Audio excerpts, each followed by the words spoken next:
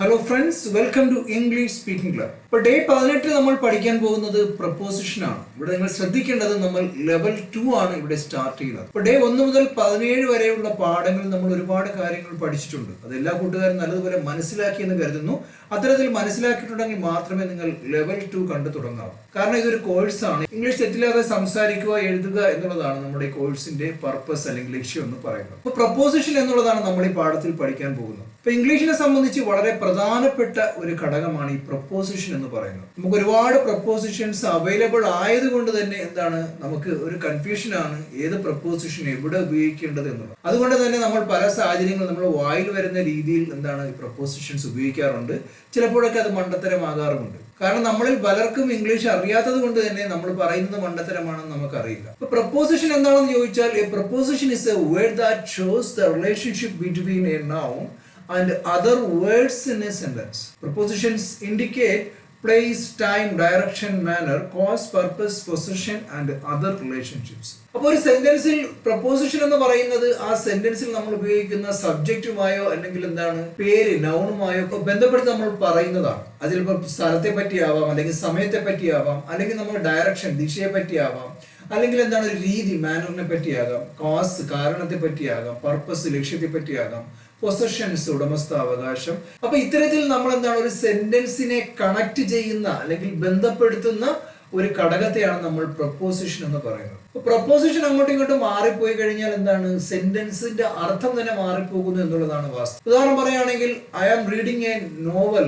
In the library എന്ന് പറഞ്ഞാൽ അവിടെ ഞാനൊരു നോവൽ ലൈബ്രറിക്കുള്ളിൽ ഇരുന്ന് വായിച്ചുകൊണ്ടിരിക്കുന്നു എന്നുള്ളതാണ് അർത്ഥം. I am reading a novel at the library എന്ന് പറഞ്ഞാലും ആ സെന്റൻസ് ശരിയാണ്.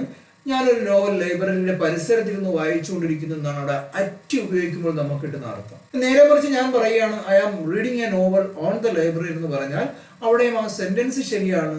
ഞാനൊരു നോവൽ ലൈബ്രറിയുടെ മുകളിൽ ഇരുന്ന് വായിച്ചുകൊണ്ടിരിക്കുന്നു എന്നുള്ളതാണ്. ചിലപ്പോൾ ഞാനൊരു ലാഡർ എടുത്ത് വെച്ച് എൻ്റെ മുകളിൽ ഇരുന്ന് ചൂടായതുകൊണ്ട്, താഴെ കറണ്ട് ഇല്ല, ഫാൻ ഇല്ല, അതുകൊണ്ട് ഞാൻ മുകളിൽ ഇരുന്ന് വായിച്ചുകൊണ്ടിരിക്കുന്നു എന്നുള്ള അർത്ഥത്തിൽ ആ സെന്റൻസ് ശരിയാണ്. ഇത്തരത്തിലാണ് നമ്മൾ സെന്റൻസുകളിൽ ഇന്ന്, ഓൺ, അറ്റ് തുടങ്ങിയ പ്രപ്പോസിഷൻസ് ഉപയോഗിക്കുമ്പോൾ അർത്ഥ വ്യത്യാസങ്ങൾ ഉണ്ടാകുന്നത്. നമ്മൾ വായിൽ വരുന്ന രീതിയിൽ അത് ഉപയോഗിച്ചു കഴിഞ്ഞാൽ സെന്റൻസുകളുടെ അർത്ഥങ്ങൾ പലതും മാറിപ്പോകും എന്നുള്ളതാണ്. ഇപ്പൊ എക്സാമ്പിൾ നോക്കുകയാണെങ്കിൽ, the book is on the table എന്ന് പറഞ്ഞാൽ ഇവിടെ ഓൺ എന്ന് വെച്ചാൽ നമ്മൾ ഉപയോഗിക്കുന്നത് ഒന്നിന്റെ മുകളിൽ എന്നുള്ള അർത്ഥം കിട്ടാൻ വേണ്ടിയാണ്. ഒരു പ്രപ്പോസിഷൻ തന്നെ പല സന്ദർഭങ്ങളിൽ, പല സാഹചര്യങ്ങളിൽ, പല രീതിയിൽ നമ്മൾ ഉപയോഗിക്കാറുണ്ട്. അതാണ് ഈ പറയുന്ന പ്ലേസ് ആയും, ടൈമായും, ഡയറക്ഷനായും, മാനറായും എത്തരത്തിൽ നമ്മൾ ഉപയോഗിക്കുന്നത്. അപ്പൊ ഈ സെന്റൻസിന്റെ അർത്ഥം the book is on the table എന്ന് പറഞ്ഞാൽ ആ പുസ്തകം ടേബിളിന്റെ മുകളിലാണ്. ഇവിടെ ഞാനൊരു പ്രപ്പോസിഷൻ ഉപയോഗിക്കുന്നില്ല എന്ന് നിങ്ങൾ വിചാരിക്കുക, ഓൺ ഞാൻ മാറ്റുകയാണ്. അപ്പൊ the book is the table എന്ന് വെച്ചാൽ ആ ബുക്ക് എന്ന് പറയുന്നത് ടേബിൾ ആകുന്നു എന്നുള്ള അർത്ഥമാണ്. അപ്പൊ നമുക്കവിടെ എന്തരാലിറ്റി ഫീൽ ചെയ്തു, അത് തെറ്റാണ് നമുക്കറിയാം, അല്ലേ? അപ്പൊ നമ്മൾ എങ്ങനെ മനസ്സിലാക്കേണ്ടത്? അവിടെ ഒരു പ്രപ്പോസിഷന്റെ കുറവുണ്ട്. അക്കാരണം കൊണ്ടാണ് നമ്മൾ ഇംഗ്ലീഷിൽ പ്രപ്പോസിഷൻസ് കറക്റ്റായി ഉപയോഗിക്കണമെന്ന് പറയുന്നത്. അപ്പൊ the book is on the table എന്ന് പറഞ്ഞാൽ അവിടെ ആ സെന്റൻസ് ശരിയാണ്. കാരണം അവിടെ ഞാൻ ഓൺ ഉപയോഗിച്ചത് ടേബിളിന്റെ മുകളിലാണ് ആ പുസ്തകം ഇരിക്കുന്നത്. അക്കാരണം കൊണ്ടാണ് ഞാൻ ഓൺ ഉപയോഗിച്ചത്. ഡ്രോയറിന്റെ ഉള്ളിലാണ് ഞാൻ ആ പുസ്തകം വെക്കുന്നതെങ്കിൽ ഞാൻ പറയുന്നത് the book is in the table എന്നുള്ളതാണ്. അവിടെ ഇന്നെന്ന് വെച്ചാൽ ഒന്നിന്റെ ഉള്ളിൽ എന്നുള്ള അർത്ഥത്തിലാണ് ഞാൻ ഇന്ന് ഉപയോഗിച്ചത്. അപ്പൊ ഇത്തരത്തിൽ നമ്മൾ ഓണും ഇന്നൊക്കെ ഉപയോഗിക്കുന്ന സാഹചര്യങ്ങളിൽ ഒരു സെന്റൻസിന്റെ അർത്ഥം പല രീതിയിൽ മാറി മറിയും എന്നുള്ളത് പ്രത്യേകം നിങ്ങൾ ഓർമ്മിക്കണം. അപ്പൊ പ്രപ്പോസിഷനുമായി ബന്ധപ്പെട്ടുള്ള ഈ പാഠത്തിൽ ഇംഗ്ലീഷിൽ നമ്മൾ ഉപയോഗിക്കുന്ന ഒട്ടുമിക്ക പ്രപ്പോസിഷൻസും നമ്മൾ ഡിസ്കസ് ചെയ്യുന്നുണ്ട്. തീർച്ചയായും നിങ്ങളുടെ വീഡിയോ കംപ്ലീറ്റ് കാണുക. കണ്ടതിന് ശേഷം നിങ്ങൾക്ക് എത്രത്തോളം മനസ്സിലായി അറിയുന്നതിന് വേണ്ടിയുള്ള 2 ടാസ്കുകളും ഉണ്ടാവും. ആ ടാസ്ക് നിങ്ങൾ ചെയ്തു നോക്കുക. അത്തരത്തിൽ നല്ല രീതിയിൽ പ്രപ്പോസിഷൻസ് മനസ്സിലാക്കി വെച്ചാൽ വളരെ അനായാസം നമുക്ക് ഇംഗ്ലീഷ് എഴുതുകയും അതുപോലെ തന്നെ സംസാരിക്കുകയും ചെയ്യുന്ന സമയങ്ങളിൽ ഈ പ്രപ്പോസിഷൻസ് ഉപയോഗിക്കാൻ നിങ്ങൾക്ക് സാധിക്കും എന്നുള്ളതാണ്. നമ്മൾ പ്രപ്പോസിഷൻസ് പല സാഹചര്യങ്ങളാണ് ഉപയോഗിക്കുന്നത്. ഇവിടെ ഒന്നാമത്തെ സാഹചര്യം പ്രപ്പോസിഷൻസ് ഓഫ് പ്ലേസ് എന്നുള്ളതാണ്. അപ്പൊ നമ്മൾ സ്ഥലങ്ങളുമായി ബന്ധപ്പെട്ട് ഇംഗ്ലീഷിൽ കുറെ പ്രപ്പോസിഷൻസ് ഉപയോഗിക്കാറുണ്ട്. അപ്പൊ നിങ്ങൾ മനസ്സിലാക്കുന്ന നമ്മളൊരു പ്രത്യേക മെത്തേഡിലാണ് പ്രപ്പോസിഷൻസ് പഠിക്കുന്നത്. അത് നിങ്ങൾക്ക് വളരെ എളുപ്പത്തിൽ മനസ്സിലാക്കാൻ വേണ്ടിയാണ്. അപ്പൊ സ്ഥലങ്ങളുമായി ബന്ധപ്പെട്ട് നമ്മൾ ഒരുപാട് പ്രപ്പോസിഷൻസ് ഇംഗ്ലീഷിൽ മനസ്സിലാക്കി വെക്കണം. ഏതൊക്കെ സാഹചര്യങ്ങളിലാണ് അത് ഉപയോഗിക്കേണ്ടത് എന്ന് കൂടി നിങ്ങൾ മനസ്സിലാക്കുക. ഇവിടെ നോക്കിക്കഴിഞ്ഞാൽ these prepositions show the position or location of something. അപ്പൊ എന്തെങ്കിലും ഒരു കാര്യങ്ങളുമായി ബന്ധപ്പെട്ട് അതിന്റെ സ്ഥാനത്തെയോ അല്ലെങ്കിൽ അതിന്റെ സ്ഥലത്തെയോ കാണിക്കാനാണ് നമ്മൾ ഇത്തരം പ്രപ്പോസിഷൻസ് ഉപയോഗിക്കുന്നത് എന്നുള്ളതാണ്. ഓണെന്നും, ഇന്നെന്നും, അറ്റെന്നും, അണ്ടർ എന്നും, ഓവർ എന്നും, ബിറ്റ്വീൻ എന്നും, നെക്സ്റ്റ് എന്നുമാണ്. അപ്പൊ ഇത്തരത്തിൽ എന്താണ് സ്ഥലങ്ങളുമായി ബന്ധപ്പെടുത്തി നമ്മൾ ഇംഗ്ലീഷിൽ ഉപയോഗിക്കുന്ന പ്രൊപ്പോസിഷൻസ് ആണ് നിങ്ങൾ കാണുന്നത്. ഇവിടെ ഉദാഹരണം നോക്കുകയാണെങ്കിൽ ദ ബുക്ക് ഈസ് ഓൺ, നമുക്കറിയാം ഒന്നിന്റെ മുകളിലാണെങ്കിൽ നമ്മൾ ഓൺ ഉപയോഗിക്കും അല്ലെ, എങ്ങനെ പറയും? The book is on. ഇനി നമ്മൾ നോക്കേണ്ടത് പ്ലേസിനെ പറ്റി. ഞാൻ പറഞ്ഞു പ്രപ്പോസിഷൻസ് ഓഫ് പ്ലേസ് ആണ്, ഏത് സ്ഥലവുമായി ബന്ധപ്പെടുത്തി നമ്മൾ ഉപയോഗിക്കുന്ന പ്രപ്പോസിഷൻസ് ആണെന്ന് ഞാൻ പറഞ്ഞു ഈ കൊടുത്തിരിക്കുന്നതെല്ലാം. അതുകൊണ്ട് തന്നെ നിങ്ങൾ പ്രത്യേകം ശ്രദ്ധിക്കേണ്ടത് പ്രപ്പോസിഷൻസ് കഴിഞ്ഞിട്ട് ഏതെങ്കിലും ഒരു സ്ഥലത്തെ അത് സൂചിപ്പിക്കുന്നോ എന്ന് കൂടി നിങ്ങളോട് പ്രത്യേകം ശ്രദ്ധിക്കണം. അപ്പൊ ഇവിടെ നോക്കേണ്ടത് ദ ബുക്ക് ഈസ് ഓൺ, ഇനി സ്ഥലം ഏതാണെന്നുള്ളതാണ് ശ്രദ്ധിക്കേണ്ടത്. ദ ടേബിൾ, ആ ടേബിൾ എന്ന് പറഞ്ഞ ആ സ്ഥലത്താണ് ബുക്കുള്ളത്, അവിടെ നമ്മൾ ഓൺ ഉപയോഗിച്ചു. കാരണം അതിന്റെ മുകളിൽ എന്ന അർത്ഥം കിട്ടാൻ വേണ്ടിയാണ് നമ്മൾ ഓൺ എന്ന പ്രപ്പോസിഷൻ ഉപയോഗിച്ചത്. നമുക്കറിയാം രണ്ടാമത് ഇൻ എന്നുള്ള പ്രപ്പോസിഷൻ ആണ് നമ്മൾ സ്ഥലങ്ങളുമായി ബന്ധപ്പെടുത്തി ഉപയോഗിക്കുന്നത്. ഞാൻ നേരത്തെ പറഞ്ഞതുപോലെ നമ്മൾ ഒരു പ്രപ്പോസിഷൻ തന്നെ ഇംഗ്ലീഷിൽ പല സാഹചര്യങ്ങൾ ഉപയോഗിക്കാറുണ്ട്. ഇപ്പൊ ഓൺ എന്ന് പറഞ്ഞ പ്രപ്പോസിഷൻ ഒന്നിന് മുകളിലാണെങ്കിൽ, അതുപോലെ തന്നെ നമ്മൾ ദിവസങ്ങൾ പറയുമ്പോൾ ഓൺ സൺഡേ, ഓൺ മൺഡേ എന്നൊക്കെ ഉപയോഗിക്കാറുണ്ട്. അപ്പൊ ദിവസങ്ങൾക്ക് മുമ്പ് നമ്മൾ എന്താണ് ഓൺ എന്ന പ്രപ്പോസിഷൻ ആണ്. ഇവിടെ ഇൻ പറയുകയാണെങ്കിൽ ഇന്ന് നമ്മൾ പല സാഹചര്യങ്ങൾ ഉപയോഗിക്കാറുണ്ട്. ഇതിന്റെ ഉള്ളിൽ എന്ന് പറയുന്ന സാഹചര്യങ്ങൾ ഉപയോഗിക്കാറുണ്ട്. അതുപോലെ തന്നെ നമ്മൾ വർഷങ്ങൾ പറയുമ്പോൾ ഇൻ 1957, ഇൻ 2000 നമ്മൾ ഇൻ എന്ന പ്രപ്പോസിഷൻ ഉപയോഗിക്കാറുണ്ട്. അതുപോലെ നമ്മൾ മാസങ്ങൾ പറയുമ്പോൾ in September, in January, in February എന്നുള്ള അർത്ഥത്തിൽ നമ്മൾ ഇൻ എന്ന പ്രപ്പോസിഷൻ ഉപയോഗിക്കാറുണ്ട്. അപ്പൊ ഇന്ന് ഒരുപാട് സാഹചര്യങ്ങൾ ഉപയോഗിക്കാറുണ്ട്. അത് ഏതൊക്കെയാണെന്ന് നമുക്ക് വഴിയെ മനസ്സിലാക്കാം. ഇവിടെ നമുക്ക് നോക്കാം. ദ കീസ് ആർ, ഇല്ലേ, താക്കോലുകൾ ആകുന്നു. ഇൻ, എവിടെ, അതിന്റെ ഉള്ളിൽ എന്നുള്ള അർത്ഥത്തിലാണ് നമുക്കിവിടെ ഇൻ എന്ന പ്രപ്പോസിഷൻ നമ്മൾ ഉപയോഗിച്ചത്. അപ്പൊ താക്കോലുകൾ ഒന്നിന്റെ മുകളിലാണെങ്കിൽ നമുക്കിവിടെ ഓൺ എന്ന പ്രപ്പോസിഷനും ഉപയോഗിക്കാം എന്നാണ് ഞാൻ പറഞ്ഞത്. എല്ലാം ശരി തന്നെയാണ്. അപ്പൊ ദ കീസ് ആർ ഇൻ, അല്ലെ, താക്കോലുകൾ ഉള്ളിലാണ്. എവിടെ, അടുത്ത പ്ലേസ് ആണ്. ഞാൻ പറഞ്ഞു പ്ലേസുമായി ബന്ധപ്പെടുത്തിയാണ് നമ്മൾ ഈ സാഹചര്യങ്ങളിൽ ഈ പ്രപ്പോസിഷൻസ് എല്ലാം ഉപയോഗിക്കുന്നത്. എവിടെയാണ്? മൈ ബാഗ്, എന്റെ ബാഗിനുള്ളിലാണ് താക്കോലുകൾ എന്ന് പറയുന്നത്. അടുത്ത നമ്മൾ നോക്കുന്നത് അറ്റ് എന്ന പ്രപ്പോസിഷൻ ആണ്. അപ്പൊ ഒരു പ്ലേസുമായി, ഒരു സ്ഥലവുമായി ബന്ധപ്പെടുത്തി നമ്മൾ അറ്റ് ഉപയോഗിക്കുമ്പോൾ ഷീസ് അറ്റ്, അവൾ എവിടെയാണ് എന്നുള്ളതാണ് അല്ലെ. എവിടെയാണ്? ഷീസ് അറ്റ് ദ ഡോർ, ആ ഡോറിന്റെ പരിസരത്ത് അല്ലെങ്കിൽ ഡോറിന്റെ അടുത്തായി അവൾ ഉണ്ട് എന്നുള്ളതാണ്. ഒന്നിന്റെ മുകളിലോ ഉള്ളിലോ അല്ലാതെ അതിന്റെ പരിസരത്താണെങ്കിൽ നമ്മൾ ഇംഗ്ലീഷിൽ അറ്റ് എന്നുള്ള പ്രപ്പോസിഷൻ ആണ് ഉപയോഗിക്കേണ്ടത്. അപ്പൊ ഇനി അടുത്ത് നോക്കേണ്ടത് അണ്ടർ എന്നുള്ള പ്രപ്പോസിഷൻ ആണ്. അണ്ടർ എന്ന് പറഞ്ഞാൽ അടിയിൽ എന്നുള്ള അർത്ഥമാണ് അല്ലേ. The shoes are under, shoe അടിയിലാണ്. ഇനി നമ്മൾ നോക്കേണ്ടത് സ്ഥലം എവിടെയാണെന്ന് ചോദിച്ചാൽ ദ ബെഡ്, ബെഡിന്റെ അടിയിലാണ് അല്ലേ. അപ്പൊ നമ്മൾ അടിയിൽ എന്നുള്ള അർത്ഥം കിട്ടുന്നതിന് വേണ്ടിയാണ് അണ്ടർ എന്നുള്ള പ്രപ്പോസിഷൻ ഉപയോഗിക്കുന്നത്. ഇനി നിങ്ങൾ നോക്കേണ്ടത് സ്ഥലവുമായി ബന്ധപ്പെട്ടുള്ള അടുത്ത പ്രപ്പോസിഷൻ ആണ് ഓവർ എന്ന് പറയുന്നത്. ദ ലാംബ് ഈസ് ഓവർ, ഒന്നിന് മുകളിൽ എന്ന അർത്ഥം കിട്ടാൻ വേണ്ടിയാണ് നമ്മൾ ഓവർ ഉപയോഗിക്കുന്നത്. എവിടെയാണ്, ഏത് സ്ഥലത്തിന് മുകളിലാണെന്നുള്ളതാണ് നമ്മൾ അടുത്ത മനസ്സിലാക്കേണ്ടത്. ദ ടേബിൾ, ആ ടേബിളിന് മുകളിലുള്ള സ്ഥലത്താണ് ലാംബ് ഉള്ളത് എന്നുള്ളതാണ്. ഓവർ എന്ന് വെച്ചാൽ ടേബിളിന് മുകളിലല്ല, ടേബിളിനേക്കാൾ ഉയരത്തിൽ എന്നുള്ള അർത്ഥത്തിലാണ് നമ്മൾ ഓവർ ഉപയോഗിക്കുന്നത്. ഇവിടെ ഓൺ പറഞ്ഞു കഴിഞ്ഞാൽ ടേബിളിന്റെ മുകളിൽ നമ്മൾ എന്താണ് ഒരു വിളക്കെടുത്ത് വെച്ച് കഴിഞ്ഞാൽ നമുക്ക് ഓൺ പറയാം. അവിടെ നമ്മൾ ഓവർ ഉപയോഗിച്ചത് ടേബിളിനെക്കാട്ടി ഉയരത്തിൽ എവിടെയോ നമ്മളത് വെച്ചിട്ടുണ്ട്. അത്തരത്തിലാണ് നമ്മളിവിടെ ഓവർ എന്നുള്ള പ്രപ്പോസിഷൻ ഉപയോഗിക്കുന്നത്. ഇനി നമുക്ക് നോക്കാം സ്ഥലങ്ങളുമായി ബന്ധപ്പെട്ട് ബിറ്റ്വീൻ എന്നുള്ള പ്രപ്പോസിഷൻ ആണ്. അപ്പൊ ബിറ്റ്വീൻ വെച്ച് പറയുന്നത് ഷോപ്പ് ഈസ് ബിറ്റ്വീൻ. അപ്പൊ ഇംഗ്ലീഷിൽ നമ്മൾ എമങ്ങും ബിറ്റ്വീനും രണ്ടും തമ്മിലുള്ള വ്യത്യാസം മനസ്സിലാക്കുക. വ്യക്തികൾ അല്ലെങ്കിൽ രണ്ട് കാര്യങ്ങൾക്ക് നടുവിലാണെങ്കിലാണ് നമ്മൾ ബിറ്റ്വീൻ ഉപയോഗിക്കുന്നത്. ഇപ്പൊ രണ്ടു വ്യക്തികൾ അല്ലെങ്കിൽ രണ്ടു കാര്യങ്ങൾ, രണ്ടിൽ കൂടുതലോ ഒരുപാട് വ്യക്തികളോ അല്ലെങ്കിൽ ഒരുപാട് കാര്യങ്ങൾക്കോ ഇടയിലുള്ള ഒന്നിനെ പറ്റി പറയുമ്പോൾ നമ്മളവിടെ യമങ് എന്നാണ് ഉപയോഗിക്കുന്നത്. അത് നമ്മൾ വഴിയെ മനസ്സിലാക്കാം. ആ ഷോപ്പ് ഈസ് ബിറ്റ്വീൻ, ആ ഷോപ്പ് എന്ന് പറയുന്നത് ബിറ്റ്വീൻ, ഇടയിലാണ്. ഇനി പറയുന്ന കാര്യങ്ങൾ രണ്ടെണ്ണമായിരിക്കണം. രണ്ടിൽ കൂടുതലാണെങ്കിൽ നമ്മളുടെ യമങ് ആണ് ഉപയോഗിക്കേണ്ടത്. പ്രത്യേകം എന്താണ് ഓർമ്മിച്ചു വെക്കുക. ഇവിടെ പറയുന്നത് the bank and the post office. ആ പ്ലേസ് നോക്കിക്കഴിഞ്ഞാൽ the bank and the post office, ആ ഷോപ്പ് ഉള്ളത് ബാങ്കിനും പോസ്റ്റ് ഓഫീസിനും ഇടയിലാകുന്നു. ഇനി അടുത്ത സ്ഥലവുമായി ബന്ധപ്പെട്ടുള്ളത് നെക്സ്റ്റ് ടു എന്നുള്ളതാണ്. തൊട്ടടുത്ത് എന്നുള്ള അർത്ഥം കിട്ടാൻ വേണ്ടി നമ്മൾ ഉപയോഗിക്കുന്നതാണ്. The school is next to എന്താണ് അടുത്ത പ്ലേസ് നമ്മൾ പറയുന്നത് ദ പാർക്ക്, ആ പാർക്കിന്റെ തൊട്ടടുത്തായിട്ടാണ് സ്കൂൾ ഉള്ളത് എന്നുള്ളതാണ്. അപ്പൊ ഇത്തരത്തിലാണ് പ്രപ്പോസിഷൻസ് ഓഫ് പ്ലേസ് നമ്മൾ എന്താണ് ഇംഗ്ലീഷിൽ ഉപയോഗിക്കുന്നത്. അത് എവിടെ എന്നുള്ള ചോദ്യത്തിന് ഒന്നാമത്തെ എന്താണ് സെന്റൻസിൽ നമ്മൾ ഓൺ എന്ന പ്രപ്പോസിഷനിൽ ദ ടേബിൾ എന്നും, രണ്ടാമത്തതിൽ എവിടെ എന്നുള്ളത് മൈ ബാഗ്, എന്റെ ബാഗിനുള്ളിലെന്നും, മൂന്നാമത്തത് എവിടെ എന്നുള്ള ചോദ്യത്തിന് ദ ഡോർ, ആ ഡോറിന്റെ അടുത്താണെന്നും, നാലാമത്തതിൽ ദ ബെഡ്, അല്ലെ, ബെഡിന്റെ അടിയിലാണെന്നും, അഞ്ചാമത്തത് എവിടെ എന്നുള്ള ചോദ്യത്തിന് ദ ടേബിൾ, ടേബിളിന്റെ മുകളിലായിട്ടാണെന്നും, അടുത്ത ബിറ്റ്വീൻ എന്നുള്ള പ്രപ്പോസിഷന് എവിടെ എന്നുള്ള ചോദ്യത്തിന് the bank and the post ഓഫീസിനും ബാങ്കിനും എന്താണ് ഇടയിലാണെന്നും, അതുപോലെ തന്നെ എന്താണ് അവസാനത്തെ നെക്സ്റ്റ് എന്നുള്ള പ്രപ്പോസിഷനിൽ എവിടെ എന്നുള്ള ചോദ്യത്തിന് നമുക്കറിയാം ദ പാർക്ക് അല്ലെ, പാർക്കിന്റെ അടുത്തായിട്ടാണ് എന്നുള്ളതാണ്. അപ്പോൾ പ്രപ്പോസിഷൻസ് ഓഫ് പ്ലേസ് ഇത്തരത്തിലാണ് നിങ്ങൾ മനസ്സിലാക്കേണ്ടത്. ഇംഗ്ലീഷിൽ നമ്മൾ സെന്റൻസുകൾ സംസാരിക്കുമ്പോഴും എഴുതുമ്പോഴും പ്ലേസുമായി ബന്ധപ്പെട്ട് എവിടെ എന്നുള്ള അർത്ഥം കിട്ടുന്നതിന് വേണ്ടി നമ്മൾ ഉപയോഗിക്കുന്ന പ്രപ്പോസിഷൻസ് ആണ് നമ്മൾ മനസ്സിലാക്കിയത്. ഇനി നമുക്ക് പ്രപ്പോസിഷൻസ് ഓഫ് ടൈം അല്ലെ, സമയത്തെ പറ്റിയുള്ള പ്രപ്പോസിഷൻസ് മനസ്സിലാക്കാം. അവിടെ വെൻ എപ്പോൾ എന്നുള്ള അർത്ഥം നമുക്ക് കിട്ടണം ആ പ്രപ്പോസിഷനുമായി ബന്ധപ്പെട്ടുള്ള കാര്യങ്ങൾ പറയുമ്പോൾ. ഇവിടെ നിങ്ങൾ കാണുന്നത് സമയവുമായി ബന്ധപ്പെടുത്തി നമ്മൾ ഇംഗ്ലീഷിൽ ഉപയോഗിക്കുന്ന പ്രധാനപ്പെട്ട പ്രപ്പോസിഷൻസ് ആണ്. പ്രപ്പോസിഷൻസ് ഓഫ് പ്ലേസിൽ നമ്മൾ മനസ്സിലാക്കിയതാണ് അവിടെ നമ്മൾ ഓണും ഇന്നും അറ്റും ഉപയോഗിച്ചു. സ്ഥലങ്ങളുമായി ബന്ധപ്പെടുത്തി എവിടെ എന്ന അർത്ഥം കിട്ടുന്നതിന് വേണ്ടി നമ്മൾ ഉപയോഗിച്ചതാണ് ഓണും ഇന്നും അറ്റും. അതുപോലെ തന്നെ ഇവിടെ നമ്മൾ ഉപയോഗിക്കുന്നത് എപ്പോൾ എന്ന അർത്ഥം കിട്ടുന്നതിന് വേണ്ടിയാണ് ഈ പ്രപ്പോസിഷൻസ് എല്ലാം നമ്മൾ എന്താണ് ഉപയോഗിക്കുന്നത്. അപ്പൊ ഞാൻ പറഞ്ഞു ഒരു പ്രപ്പോസിഷൻ തന്നെ ഇംഗ്ലീഷിൽ പല സാഹചര്യങ്ങൾ നമ്മൾ ഉപയോഗിക്കാറുണ്ട്. ആ സിറ്റുവേഷൻ അനുസരിച്ച് അത് ഉപയോഗിക്കുക എന്നുള്ളതാണ് അതിൽ പ്രധാനം. ഇവിടെ നമ്മൾ ഓൺ വെച്ച് നോക്കുകയാണെങ്കിൽ ഐ വാസ് ബോൺ ഓൺ അല്ലേ, അവിടെ നമ്മൾ മനസ്സിലാക്കേണ്ടത് ഒരു ദിവസത്തെ പറ്റി പറയുമ്പോൾ നമ്മൾ ഉപയോഗിക്കുന്ന പ്രപ്പോസിഷൻ എന്ന് പറഞ്ഞാൽ അതിനു മുമ്പിൽ ഓൺ ആണ്. I was born on Monday, തിങ്കളാഴ്ചയാണ് ഞാൻ ജനിച്ചത്. അപ്പോൾ മനസ്സിലാക്കേണ്ടത് ഇവിടെ നമ്മൾ സമയം പറയുന്നതിന് വേണ്ടി എപ്പോൾ എന്നുള്ള അർത്ഥം അതൊരു ദിവസത്തിന് മുമ്പിൽ ഉപയോഗിക്കുമ്പോൾ ഓൺ എന്ന പ്രപ്പോസിഷനാണ് ഉപയോഗിക്കേണ്ടത്.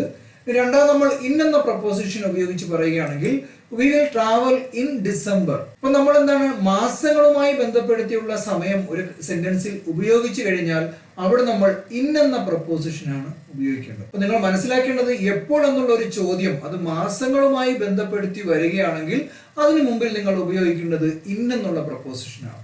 അപ്പോൾ we will travel in December, ഞങ്ങൾ എന്താണ് ഡിസംബറിൽ യാത്ര ചെയ്യും എന്നുള്ളതാണ് ആ സെന്റൻസിന്റെ അർത്ഥം എന്ന് പറയുന്നത്.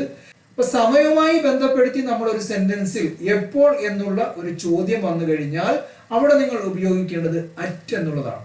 ഇവിടെ ഓൺ 5 PM എന്ന് പറഞ്ഞാൽ തെറ്റാണ്, ഇൻ 5 PM എന്ന് പറഞ്ഞാൽ തെറ്റാണ്, അറ്റ് 5 PM എന്ന് പറഞ്ഞാൽ ശരിയാണ്. അപ്പൊ നിങ്ങൾ മനസ്സിലാക്കേണ്ടത് ഇതൊക്കെ ഒരു സ്ട്രക്ചർ ആണ്, ഇതൊന്നും മാറ്റമില്ലാത്ത കാര്യങ്ങളാണ്.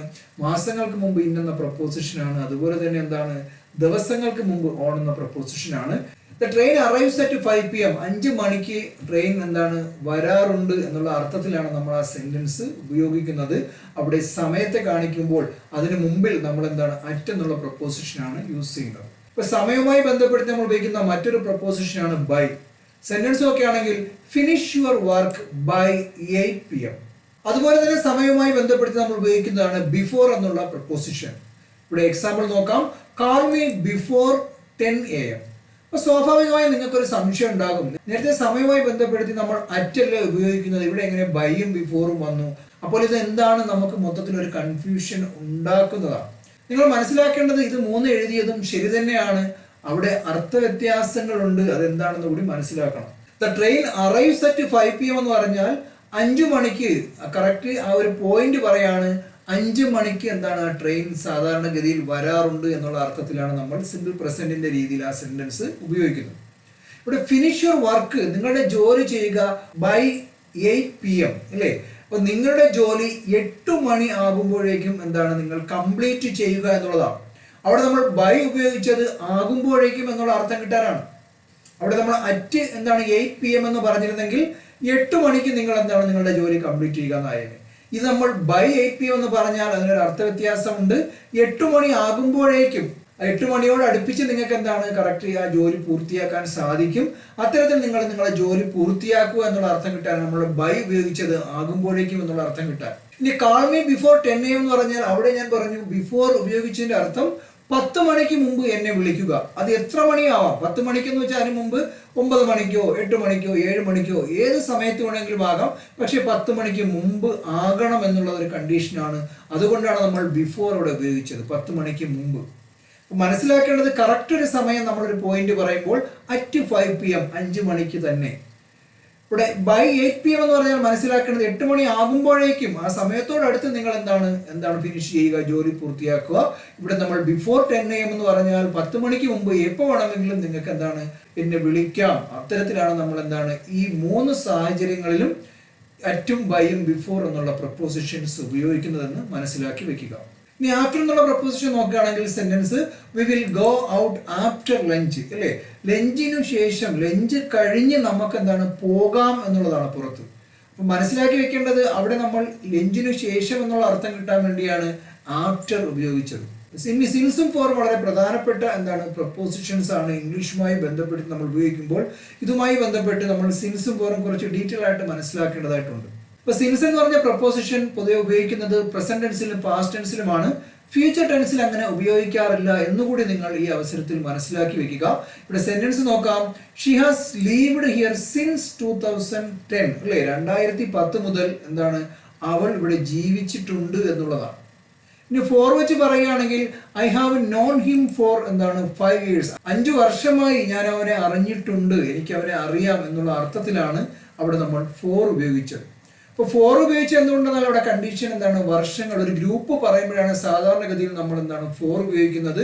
ഫോർ 2010 എന്ന് പറഞ്ഞാൽ തെറ്റാണ്, ഫോർ 5 years എന്നാണ് നമ്മൾ മനസ്സിലാക്കേണ്ടത്. അതുപോലെ സിൻസ് എന്ന് പറഞ്ഞാൽ അവിടെ ഒരു പർട്ടിക്കുലർ ഇയറിനെ കാണിക്കാൻ നമ്മൾ ഉപയോഗിക്കുന്നതാണ്. സിൻസ് 2010 എന്ന് പറഞ്ഞാൽ ശരിയാണ്, സിൻസ് 5 years എന്ന് പറഞ്ഞാൽ തെറ്റാണ്. നിങ്ങൾ ഇവിടെ ശ്രദ്ധിക്കേണ്ടത് നമ്മൾ സമയവുമായി ബന്ധപ്പെടുത്തി ഇംഗ്ലീഷിൽ ഉപയോഗിക്കുന്ന പ്രപ്പോസിഷൻസ് ആണെന്ന് ഞാൻ പറഞ്ഞു.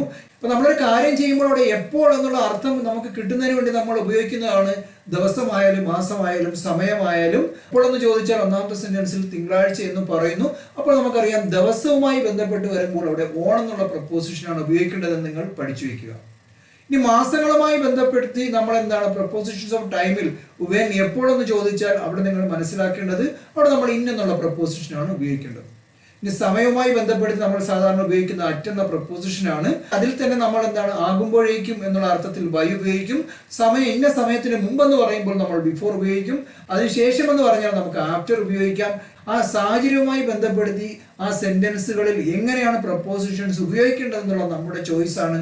ശരിയായ രീതിയിൽ ഉപയോഗിക്കുക, അപ്പോൾ നമുക്ക് ശരിയായ അർത്ഥം കിട്ടും എന്നുള്ളതാണ്. അതുപോലെ വർഷങ്ങളുമായി ബന്ധപ്പെടുത്തി എപ്പോഴെന്ന് ചോദിക്കുമ്പോൾ ഒരു പ്രത്യേക വർഷം എടുത്തു പറയുകയാണെങ്കിൽ സിൻസ് ആണ്. അതുപോലെ തന്നെ എന്താണ് ഗ്രൂപ്പായിട്ടുള്ള കാര്യങ്ങൾ പറയുമ്പോൾ ഫോർ ആണ്.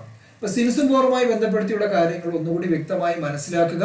ഫോർ എന്ന് പറഞ്ഞാൽ എപ്പോഴും ഒരു ഗ്രൂപ്പാണ്. ഇവിടെ സമയവുമായി ബന്ധപ്പെടുത്തി നമ്മൾ ഫോർ ഉപയോഗിക്കുമ്പോൾ മലയാളത്തിൽ ആയി എന്നുള്ള അർത്ഥം കിട്ടാനാണ് സാധാരണ എന്താണ് ഫോർ ഉപയോഗിക്കുന്നത്. 5 വർഷം 25 വർഷം ഒരു ഗ്രൂപ്പ് പറയുമ്പോൾ, വർഷങ്ങൾ എന്ന് പറയുമ്പോൾ അവിടെ ഫോർ ആണെങ്കിൽ ഏതെങ്കിലും ഒരു വർഷം പറഞ്ഞാൽ നമ്മളിവിടെ ഉപയോഗിക്കേണ്ടത് സിൻസ് ആണ്. അതുപോലെ മാസങ്ങൾ 6 മാസം 10 മാസം എന്നൊരു ഗ്രൂപ്പ് പറയുമ്പോൾ അവിടെ നമ്മൾ 4 10 months അല്ലെങ്കിൽ 4 6 months എന്നാണ് ഉപയോഗിക്കുന്നത്. ഏതെങ്കിലും ഒരു മാസം എടുത്തു പറഞ്ഞു കഴിഞ്ഞാൽ അവിടെ നമ്മൾ എന്താണ് സിൻസ് ആണ് ഉപയോഗിക്കുന്നത്.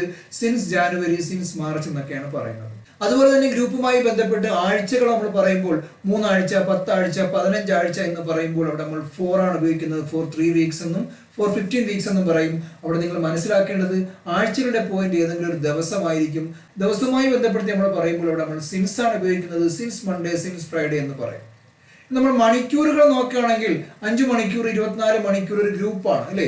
അവിടെ നമുക്ക് ഫോർ ഉപയോഗിക്കാം. ഫോർ 5 hours, ഫോർ 24 hours എന്ന് പറയാം. അപ്പൊ മണിക്കൂറുടെ പോയിന്റ് ഏതെങ്കിലും സമയമായിരിക്കും നമ്മൾ ഉപയോഗിക്കുന്നത്. സിൻസ് 10 AM, സിൻസ് 2 PM ഇത്തരത്തിലാണ്. അതുപോലെ തന്നെ ദിവസം നമുക്ക് 4 ആയിട്ട് ഡിവൈഡ് ചെയ്യാൻ പറ്റും. മോർണിംഗ് എന്നും ആഫ്റ്റർനൂൺ എന്നും ഈവനിങ് എന്നും നൈറ്റ് എന്നും. അപ്പോഴും അവിടെ ഒരു ഗ്രൂപ്പ് ഉണ്ട്. അപ്പൊ ഗ്രൂപ്പുകളെല്ലാം നമ്മൾ ഫോർ ആണ് ഉപയോഗിക്കുന്നത്. അത്തരത്തിൽ നമ്മൾ പോയിന്റിനെ കാണിക്കാനാണ് അവിടെ സിൻസ് ഉപയോഗിക്കുന്നത്. Since morning, since afternoon, since evening, since night എന്നുള്ളത്. അപ്പൊ എപ്പോഴും മനസ്സിലാക്കുക, ഗ്രൂപ്പ് പറയുമ്പോൾ അവിടെ ഫോറും ആ ഗ്രൂപ്പിലെ പോയിന്റിനെ കാണിക്കാനാണ് നമ്മൾ സിൻസ് ഉപയോഗിക്കുന്നത്. വർഷങ്ങളുടെ പോയിന്റ് ഇവിടെ ഏതെങ്കിലും ഒരു വർഷമായിരിക്കും. മാസങ്ങളുടെ പോയിന്റ് ഏതെങ്കിലും ഒരു മാസമായിരിക്കും. ആഴ്ചകളുടെ പോയിന്റ് ഏതെങ്കിലും ഒരു ദിവസമായിരിക്കും. മണിക്കൂറുടെ പോയിന്റ് ഏതെങ്കിലും ഒരു സമയമായിരിക്കും. ദിവസങ്ങളുടെ പോയിന്റ് ഈ പറയുന്ന പോലെ മോർണിംഗ് എന്നോ ആഫ്റ്റർനൂൺ എന്നോ ഈവനിങ് എന്നോ നൈറ്റ് എന്നോ ആയിരിക്കും. അപ്പൊ ഇത്തരത്തിലാണ് നമ്മൾ പ്രപ്പോസിഷൻസ് ഓഫ് ടൈം സമയവുമായി ബന്ധപ്പെടുത്തി ഇംഗ്ലീഷിൽ സെന്റൻസുകളിൽ പ്രപ്പോസിഷൻസ് ഉപയോഗിക്കുമ്പോൾ അവിടെ എപ്പോൾ, വെൻ എന്നുള്ള അർത്ഥം കിട്ടുന്നതിന് വേണ്ടി നമ്മൾ ഉപയോഗിക്കുന്ന മാസങ്ങളോ ദിവസങ്ങളോ സമയമോ വർഷങ്ങളോ ഉപയോഗിക്കുമ്പോൾ അതിനനുസരിച്ച് കൊണ്ട് ഈ പറയുന്ന പ്രപ്പോസിഷനിൽ ഏതാണ് ഉപയോഗിക്കേണ്ടതെന്ന് നിങ്ങൾ മനസ്സിലാക്കുകയും അതനുസരിച്ച് ഉപയോഗിക്കുകയും ചെയ്യുക. എങ്ങോട്ടേക്കാണെന്ന അർത്ഥത്തിൽ വെയർ ടു എന്നുള്ള രീതിയിൽ നമ്മൾ ഇംഗ്ലീഷിൽ ഉപയോഗിക്കുന്ന കുറച്ച് പ്രപ്പോസിഷൻസ് ഉണ്ട്. These prepositions show movement from one place to another. ഒരു സ്ഥലത്ത് നിന്ന് മറ്റൊരു സ്ഥലത്തേക്ക് എന്നുള്ള ആശയം കിട്ടുന്നതിന് വേണ്ടിയാണ് ഇത്തരത്തിലുള്ള പ്രപ്പോസിഷൻസ് സാധാരണ നമ്മൾ ഉപയോഗിക്കാറുള്ളത്. ഇവിടെ നിങ്ങൾക്ക് കാണാം ടു എന്നും ഇൻടു എന്നും ഓൺ ടു എന്നും ഫ്രം എന്നും ഔട്ട് ഓഫ് എന്നും. അപ്പൊ ഈ പറഞ്ഞതെല്ലാം ഡയറക്ഷനുമായി ബന്ധപ്പെടുത്തി നമ്മൾ ഇംഗ്ലീഷിൽ ഉപയോഗിക്കുന്ന പ്രപ്പോസിഷൻസ് ആണ്. ഒന്നാമത്തെ ടു നോക്കിക്കഴിഞ്ഞാൽ വി ആർ ഗോയിങ് ടു അല്ലേ, നമ്മൾ എപ്പോഴും മൂവ്മെന്റ് ഉള്ള ഒരു വെർബ് പറഞ്ഞു കഴിഞ്ഞാൽ ഇപ്പൊ ഗോ എന്ന് പറഞ്ഞാലും കം എന്ന് പറഞ്ഞാലും വാക്ക് എന്ന് പറഞ്ഞാലും അത് എങ്ങോട്ടെന്ന് കാണിക്കാൻ വേണ്ടി ഒരു ടു കൂടെ സാധാരണ ഗതിയിൽ ചേർക്കാറുണ്ട്. എങ്ങോട്ടെന്ന് കാണിക്കുന്നതിന് വേണ്ടി നമ്മൾ ഉപയോഗിക്കുന്ന ഒരു പ്രപ്പോസിഷനാണ് ടു എന്നുള്ളത്. പ്രത്യേകം ശ്രദ്ധിക്കണം, പല പ്രപ്പോസിഷൻസും പല സാഹചര്യങ്ങളിലും മാറിയും തിരിഞ്ഞ് നമ്മൾ ഉപയോഗിക്കാറുണ്ട്. അത് ഏതൊക്കെ സാഹചര്യങ്ങളാണെന്നുള്ളതാണ് നമ്മൾ ഈ പാഠത്തിൽ മനസ്സിലാക്കുന്നത്. അത് നല്ലതുപോലെ പഠിച്ചു വെച്ചാൽ വളരെ അനായാസം നിങ്ങൾക്ക് ഈ പ്രപ്പോസിഷൻസ് മനസ്സിലാക്കുവാനും ഉപയോഗിക്കുവാനും സാധിക്കും. അപ്പൊ വി ആർ ഗോയിങ് ടു അല്ലേ, എങ്ങോട്ടെന്ന് ചോദിച്ചാൽ ലണ്ടനിലേക്കാണ് ഞങ്ങൾ പോയിക്കൊണ്ടിരിക്കുന്നത് എന്നുള്ളതാണ്. രണ്ടാമത്തത് ഇൻടു എന്നുള്ളതാണ്. ഷീ വെന്റ് ഇൻടു എന്ന് മനസ്സിലാക്കേണ്ടത് ഒന്നിന്റെ ഉള്ളിലേക്ക് എന്നുള്ളതാണ്. ഷീസ് ഇൻ ദ റൂം എന്ന് വെച്ചാൽ അവൾ റൂമിന്റെ ഉള്ളിലുണ്ട്, അതിന്റെ ഉള്ളിലാണെന്ന് നമുക്ക് എന്താണ് ഉറപ്പിച്ച് പറയാൻ പറ്റും. അപ്പൊ she went into the room എന്ന് വെച്ചാൽ അവൾ റൂമിലേക്ക് പോയി എന്നാണ്. അതിനർത്ഥം റൂമിന്റെ ഉള്ളിലേക്ക് പോകുമ്പോൾ നമുക്കറിയാം ഒരാൾ റൂമിന്റെ ഉള്ളിൽ കയറുമ്പോഴാണ് നമ്മൾ ഇന്ന് ഉപയോഗിക്കുന്നത്. അവിടെ ടു ചേർത്തതിന്റെ ഉദ്ദേശം എന്ന് പറഞ്ഞാൽ അവിടെ ഒരു മൂവ്മെന്റ് ഉണ്ട്, എന്താണ് ആ ഒരു ആക്ഷൻ നടക്കുകയാണ്. അപ്പൊ അത്തരത്തിലൊരു മൂവ്മെന്റ് ഉണ്ടെങ്കിൽ നമ്മൾ എന്താണ് ഇൻടു എന്നാണ് ഉപയോഗിക്കുന്നത്. പ്രത്യേകം മനസ്സിലാക്കണം, ഇന്നെന്ന് പറഞ്ഞാൽ അതിന്റെ ഉള്ളിലാണ്, ഇൻടു എന്ന് പറഞ്ഞു കഴിഞ്ഞാൽ അതിന്റെ ഉള്ളിലേക്കാണ്, പക്ഷെ എന്താണ് അവിടെ ഒരു മൂവ്മെന്റ് ഉണ്ട് എന്ന അർത്ഥത്തിലാണ് നമ്മൾ ഉപയോഗിക്കുന്നത്. She went into the room, അവൾ റൂമിലേക്ക് പോയി എന്നുള്ള അർത്ഥമാണ്. അതുപോലെ തന്നെ എന്താണ് the cat jumped on to the table എന്നുള്ളതാണ്. ആ ജമ്പ് ചെയ്യുന്ന സമയത്ത് നമുക്കറിയാം എന്താണ് ടേബിളിന്റെ മുകളിലേക്കാണ് ജമ്പ് ചെയ്യുന്നത്, പക്ഷെ അവിടെ ഒരു മൂവ്മെന്റ് ഉണ്ട് അല്ലേ. മൂവ്മെന്റ് ചെയ്യാതെ നമുക്ക് ജമ്പ് ചെയ്ത് ടേബിളിലേക്ക് എത്താൻ സാധിക്കില്ല. ആ ഒരു സാഹചര്യത്തിലാണ് നമ്മൾ എന്താണ് jumped on to the table. On എന്ന് വെച്ചാൽ ടേബിളിന്റെ മുകളിലാണ്, ടു എന്ന് വെച്ചാൽ അതിലേക്ക് ഇല്ലേ, ടേബിളിന്റെ മുകളിലേക്ക് ചാടി എന്ന് പറയുമ്പോൾ നമ്മളവിടെ ഉപയോഗിക്കേണ്ടത് ഓൺ ടു ആണ്. അവിടെ മൂവ്മെന്റ് ഉള്ളത് കൊണ്ടാണ് നമ്മൾ ഓൺ ടു ഉപയോഗിച്ചത്. മൂവ്മെന്റ് ഇല്ലാതെ എന്താണ് ക്യാറ്റ് അവിടെ ഇരിക്കുകയാണെങ്കിൽ നമുക്ക് ഓൺ ദ ടേബിൾ എന്ന് പറയാൻ സാധിക്കുന്നതാണ്.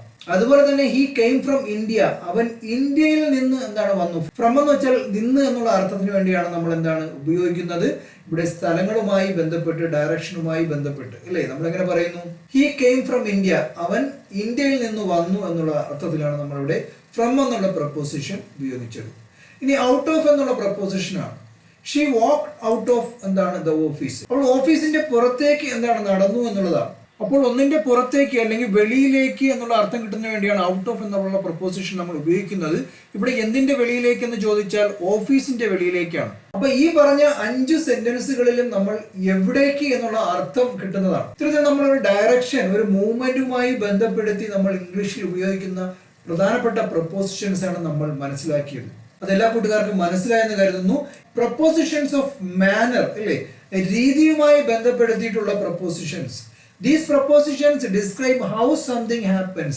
ഒരു കാര്യം എങ്ങനെ സംഭവിച്ചു, അത്തരത്തിലുള്ള കാര്യങ്ങളുമായി ബന്ധപ്പെടുത്തി നമ്മൾ ഇംഗ്ലീഷിൽ ഉപയോഗിക്കുന്ന പ്രധാനപ്പെട്ട പ്രപ്പോസിഷൻസ് ആണ് വിത്ത് എന്നും ബൈ എന്നും ലൈക്ക് എന്നും ആസ് എന്നുള്ളത് അല്ലേ. എങ്ങനെ എന്നുള്ള ചോദ്യത്തിന് ഒരു സെന്റൻസിൽ നമുക്ക് ഉത്തരം കിട്ടുന്നതിന് വേണ്ടി നമ്മൾ ഉപയോഗിക്കുന്ന പ്രപ്പോസിഷൻസ് ആണ് ഈ പറഞ്ഞതെല്ലാം. ഒന്നാമത്തെ sentence he wrote the letter with a pen അല്ലേ, അവൻ ഒരു ലെറ്റർ എഴുതി എങ്ങനെയെന്ന് ചോദിച്ചാൽ പേന വെച്ചാണ്.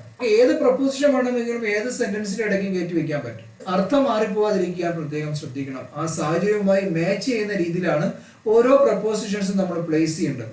ഒരു പേന കൊണ്ടാണ് എന്താണ് അവനൊരു കത്ത് എഴുതിയത് എന്ന അർത്ഥം കിട്ടുന്നതിന് വേണ്ടിയാണ് നമ്മൾ വിത്ത് എന്ന പ്രപ്പോസിഷൻ അവിടെ ഉപയോഗിച്ചത്. രണ്ടാമത് നോക്കാം, ഷീ ട്രാവൽഡ് ബൈ എന്താണ് ബസ്, അവിടെ അവൾ യാത്ര ചെയ്തത് എന്തിലാണ് എന്നുള്ള അർത്ഥം കിട്ടാൻ വേണ്ടിയാണ് നമ്മൾ സാധാരണ വാഹനങ്ങളുമായി ബന്ധപ്പെടുത്തി നമ്മൾ ഉപയോഗിക്കുമ്പോൾ ബൈ എന്ന പ്രപ്പോസിഷനാണ് ഉപയോഗിക്കേണ്ടത്. ഷീ ട്രാവൽഡ് ബൈ ഡാഷ് എന്നൊരു ചോദ്യം വന്നു കഴിഞ്ഞാൽ അവൾ യാത്ര ചെയ്തു എങ്ങനെ എന്നുള്ള ചോദ്യം അവിടെ നമുക്ക് കിട്ടും അല്ലേ. അത്തരത്തിൽ എന്താണ് ഒരു ആൻസർ പറയുമ്പോൾ അവിടെ നമ്മൾ ഉപയോഗിക്കേണ്ടത് ബൈ എന്ന പ്രപ്പോസിഷനാണ് വാഹനങ്ങളുമായി ബന്ധപ്പെടുത്തിയുള്ള കാര്യങ്ങൾ പറയുമ്പോൾ. She travelled by bus. Like നോക്കാം. ഈ ലൈക്ക് എന്ന് വെച്ചാൽ നമ്മൾ വെർബ് ആണെങ്കിൽ നമുക്ക് ഇഷ്ടം എന്നുള്ള അർത്ഥമാണ്. ഇവിടെ നമ്മൾ പ്രപ്പോസിഷനിൽ ലൈക്ക് ഉപയോഗിക്കുന്നത് ഒന്നിനെ പോലെ എന്നുള്ള അർത്ഥം കിട്ടാൻ വേണ്ടിയാണ്. ഇവിടെ നമ്മൾ പറയുന്നത് ഹി സ്പീക്സ് ലൈക്ക് ഡാഷ് അല്ലെ, ആരെ പോലെയാണ് എ നേറ്റീവ് സ്പീക്കർ, ആ നാട്ടുകാരനെ പോലെയാണ് അവൻ സംസാരിക്കുന്നത്. ഇവിടെ പോലെ എന്നുള്ള അർത്ഥം കിട്ടാൻ വേണ്ടിയാണ് നമ്മൾ ലൈക്ക് ഉപയോഗിക്കുന്നത്. ആരെ പോലെ അല്ലെങ്കിൽ എങ്ങനെ എന്നുള്ള അർത്ഥം കിട്ടാൻ വേണ്ടിയാണ് നമ്മുടെ ലൈക്ക് ഉപയോഗിക്കേണ്ടത്. അപ്പൊ ഞാൻ പറഞ്ഞു നമ്മൾ സാഹചര്യം അനുസരിച്ചിട്ടാണ് ഓരോ പ്രപ്പോസിഷൻസ് ഉപയോഗിക്കുന്നത്. ആ സെന്റൻസിന്റെ അർത്ഥം മാറിപ്പോവാതെ നമ്മൾ ഉദ്ദേശിച്ച രീതിയിൽ എന്താണ് ആ പ്രപ്പോസിഷൻസ് ഉപയോഗിക്കുക എന്നുള്ളതാണ്. നാട്ടുകാരനെ പോലെ തന്നെയാണ് എന്താണ് അവൻ സംസാരിക്കുന്നത് എന്നുള്ളതാണ് അവിടെ ലൈക്ക് എന്ന പ്രപ്പോസിഷൻ ഉപയോഗിച്ചത് കൊണ്ട് നമുക്ക് കിട്ടിയ അർത്ഥം. ഇനി അതുപോലെ തന്നെയാണ് ആസ് എന്ന് പറഞ്ഞാലും ഈ പറഞ്ഞ പോലെ എന്താണ് അതുപോലെ എന്നുള്ള അർത്ഥം കിട്ടാൻ വേണ്ടിയാണ്. അപ്പൊ ഇവിടെ ലൈക്കും ആസും ഏകദേശം ഒരുപോലെ തന്നെയാണ്, വലിയ വ്യത്യാസങ്ങളൊന്നുമില്ല.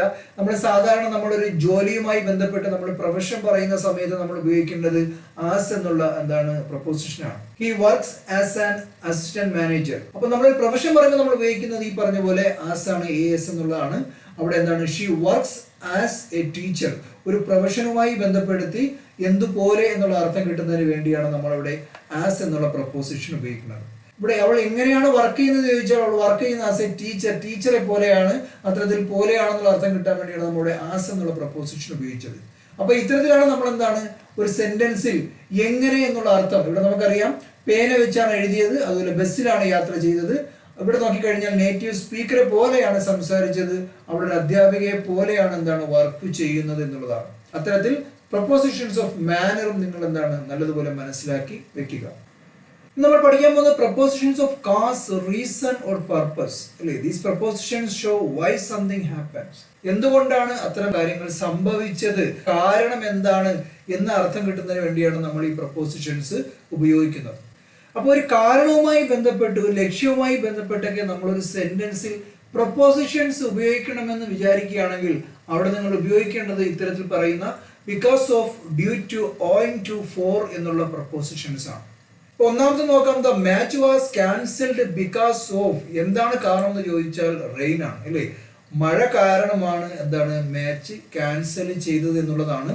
ബിക്കോസ് ഓഫ് എന്ന് വെച്ചാൽ ആ കാരണം കൊണ്ട് എന്നുള്ള അർത്ഥത്തിൽ നമ്മൾ ഉപയോഗിക്കുന്നതാണ്. അവിടെ നിങ്ങൾക്ക് നോക്കാം ഇതൊരു റീസണുമായി ബന്ധപ്പെടുത്തി നമ്മൾ ഉപയോഗിക്കുന്ന പ്രപ്പോസിഷൻ ആണ് അല്ലേ. ഡ്യൂ ടു എന്ന് പറഞ്ഞാലും ഇതേ അർത്ഥത്തിൽ തന്നെ നമ്മൾ ഉപയോഗിക്കുന്നതാണ്. The delay was due to traffic. Traffic കാരണം അവിടെ ഡിലേ ആയിരുന്നു എന്നുള്ള അർത്ഥം കിട്ടുന്നതിന് വേണ്ടിയാണ് നമ്മൾ ഡ്യൂ ടു ഉപയോഗിച്ചത് അല്ലേ. അവിടെ കാരണം എന്താണ് ട്രാഫിക് ആണ് എന്നുള്ള അർത്ഥത്തിലാണ്. അപ്പൊ അത്തരത്തിലൊരു കാരണം ആ സെന്റൻസിൽ പറയുന്നത് കൊണ്ടാണ് നമ്മളുടെ ഡ്യൂ ടു എന്നുള്ളതും അതുപോലെ തന്നെ ബിക്കോസ് ഓഫ് എന്നുള്ളത് പ്രപ്പോസിഷനൊക്കെ ഉപയോഗിക്കുന്നത് എന്ന് നിങ്ങൾ മനസ്സിലാക്കണം. ഇനി മൂന്നാമത്തെ നോക്കാം, ഓയിങ് ടു എന്നുള്ളതാണ്. The flight was delayed owing to എന്താണ് ബാഡ് വെതർ. ആ ഫ്ലൈറ്റ് ഡിലേ ആയി അതിന്റെ കാരണം എന്ന് പറയുന്നത് ബാഡ് വെതർ ആണ്, കാലാവസ്ഥ മോശമായി. ആ കാരണം കൊണ്ടാണ് ഫ്ലൈറ്റ് ഡിലേ ആയത്. ഓയിങ് ടു എന്ന് പറഞ്ഞാൽ ആ കാരണം കൊണ്ട്. അപ്പൊ ഇത്തരത്തിൽ എന്താണ് ബിക്കോസ് ഓഫും ഡ്യൂ ടും ഓയിങ് ടു ഇതൊക്കെ നമുക്ക് തരുന്ന അർത്ഥം ഒന്ന് തന്നെയാണ്. ഇത്തരത്തിൽ ഒരു സെന്റൻസിൽ നമ്മളൊരു പർട്ടിക്കുലർ റീസണോ ഒരു പർപ്പസോ ഒരു കോസോ ഒക്കെ പറയുമ്പോൾ നിങ്ങളുടെ മൈൻഡിൽ വരേണ്ടത് ഈ പ്രപ്പോസിഷൻസ് ആണ് ആ സെന്റൻസിൽ നമ്മൾ പറയേണ്ടതും അല്ലെങ്കിൽ എഴുതേണ്ടതും. നമുക്ക് നോക്കാം, for. He was punished for being late. അവനെ പണിഷ് ചെയ്തു എന്തുകൊണ്ടാണ്? ഫോർ ബീയിങ് ലേറ്റ്, താമസിച്ചത് കാരണം കൊണ്ട്. അപ്പൊ ഇത്തരത്തിലൊരു കാരണം ഒരു റീസൺ പറയുന്നതിന് വേണ്ടിയാണ് നമ്മൾ ആ സെന്റൻസിൽ ഫോർ ഉപയോഗിച്ചത്. അപ്പൊ ഇംഗ്ലീഷിൽ നമ്മൾ പർപ്പസോ റീസണോ കാസോ ഒക്കെ പറയുമ്പോൾ ആ സെന്റൻസിൽ നമ്മൾ ഉപയോഗിക്കേണ്ട പ്രപ്പോസിഷൻ ഈ പറയുന്ന പ്രപ്പോസിഷൻസ് ആണ്. അത് പ്രത്യേകം എന്താണ് ഓർമ്മിച്ചു വെക്കുക. ഇനി നമുക്ക് നോക്കാം prepositions of possession. These prepositions show ownership or relationship. ഒരു ബന്ധത്തെയോ അല്ലെങ്കിൽ എന്താണ് ഒരു ഉടമസ്ഥ അവകാശത്തെയോ കാണിക്കുന്നതിന് വേണ്ടിയാണ് നമ്മൾ ഇംഗ്ലീഷിൽ ഒരു സെന്റൻസുമായി ബന്ധപ്പെടുത്തി ഒരു കാര്യം പറയുമ്പോൾ അവിടെ നമ്മൾ ഈ പറയുന്ന പ്രപ്പോസിഷൻസ് ആണ് പ്രധാനമായി ഉപയോഗിക്കുന്നത്. ഓഫ് എന്നും വിത്ത് എന്നും ടു എന്നുമുള്ള prepositions. The pages of the book are torn. ആ ബുക്കിന്റെ പേജുകൾ മടങ്ങിയതാകുന്നു എന്നുള്ളതാണ് ആ സെന്റൻസിന്റെ അർത്ഥം. എന്ന് പറഞ്ഞാൽ റിലേഷൻഷിപ്പുമായി ബന്ധപ്പെടുത്തിയുള്ള സെന്റൻസ് ആണ്. നോക്കിക്കഴിഞ്ഞാൽ അവിടെ റിലേഷൻഷിപ്പ് ഉണ്ട്. എന്താണ്? ബുക്കും പേജും. ബുക്ക് ഉണ്ടെങ്കിലേ എന്താണ് പേജ് ഉണ്ടാവുകയുള്ളൂ. അത്തരത്തിൽ ബന്ധത്തെ കാണിക്കാൻ നമ്മൾ ഉപയോഗിക്കുന്ന പ്രപ്പോസിഷനാണ് ഞാൻ പറഞ്ഞു ഓഫ് എന്നും വിത്ത് എന്നും ടു എന്നും. ഇവിടെ മാച്ച് ചെയ്യുന്നത് ഓഫ് ആയതുകൊണ്ടാണ് നമ്മളിവിടെ എഴുതിയത് the pages of the book അല്ലേ. ആ ബുക്കിന്റെ എന്നുള്ള അർത്ഥം കിട്ടാൻ വേണ്ടി നമ്മളിവിടെ ഓഫ് ഉപയോഗിക്കും. അത് എന്താണ് റിലേഷൻഷിപ്പ് ആയാലും ഓണർഷിപ്പ് ആയാലും കാണിക്കുന്നതിന് നമ്മൾ ഉപയോഗിക്കുന്ന പ്രപ്പോസിഷനാണ്. അതിന്റെ കാരണം ഇവിടെ രണ്ടും തമ്മിൽ ബുക്കും പേജുമായിട്ട് ഒരു ബന്ധം ഉള്ളത് കൊണ്ടാണ്, റിലേഷൻഷിപ്പ് ഉള്ളത് കൊണ്ടാണ് അവിടെ നമ്മൾ ആ അത്തരത്തിൽ ആ പ്രപ്പോസിഷൻ ഓഫ് ഉപയോഗിച്ചത്. രണ്ടാമത്തെ സെന്റൻസ് വിത്ത് എന്നുള്ളതാണ്. The house with a red roof is mine. ഈ സെന്റൻസിൽ എന്തെങ്കിലും ഓണർഷിപ്പുമായി ബന്ധപ്പെട്ടോ റിലേഷൻഷിപ്പുമായി ബന്ധപ്പെട്ടുള്ള കാര്യങ്ങൾ ഉണ്ടെങ്കിൽ നമുക്ക് ഈ പറഞ്ഞ ഓഫോ വിത്തോ ടു ഒക്കെ ഉപയോഗിക്കാം. ഇവിടെ നോക്കുകയാണെങ്കിൽ വീടിലാണ് റൂഫ് ഉള്ളത്, റൂഫ് സെപ്പറേറ്റ് ഉണ്ടാവില്ല, വീടുണ്ടെങ്കിലേ റൂഫ് ഉണ്ടാവുകയുള്ളൂ. അപ്പൊ അത്തരത്തിൽ വീടും റൂഫുമായിട്ടൊരു ബന്ധമുണ്ട്. നമ്മൾ മനസ്സിലാക്കേണ്ടത് അവിടെ ഒരു ബന്ധമുള്ളത് കൊണ്ട് തന്നെ നമ്മൾ ഉപയോഗിക്കേണ്ട പ്രപ്പോസിഷൻ ഓഫോ വിത്തോ ടു ഏതെങ്കിലും ഒരെണ്ണം നമുക്ക് ഉപയോഗിക്കാം. പക്ഷെ ഇവിടെ മാച്ച് ചെയ്ത് വരുന്നത് വിത്ത് എന്നുള്ള പ്രപ്പോസിഷനാണ്. ആ റെഡ് റൂഫ് ഉള്ള എന്താണ് വീടെന്ന് പറഞ്ഞാൽ ഈസ് മൈൻ, അത് എന്റേതാകുന്നു എന്നുള്ളതാണ്. ഇനി നമ്മൾ ടു എന്നുള്ള പ്രപ്പോസിഷൻ നമ്മളൊരു പൊസഷനുമായി ബന്ധപ്പെടുത്തി ഉപയോഗിക്കുമ്പോൾ this bag belongs to me എന്നുള്ളതാണ്. ഇവിടെ ഒരു ഓണർഷിപ്പുമായി ബന്ധപ്പെടുത്തിയാണ് നമ്മൾ ഇവിടെ ടു ഉപയോഗിച്ചത്.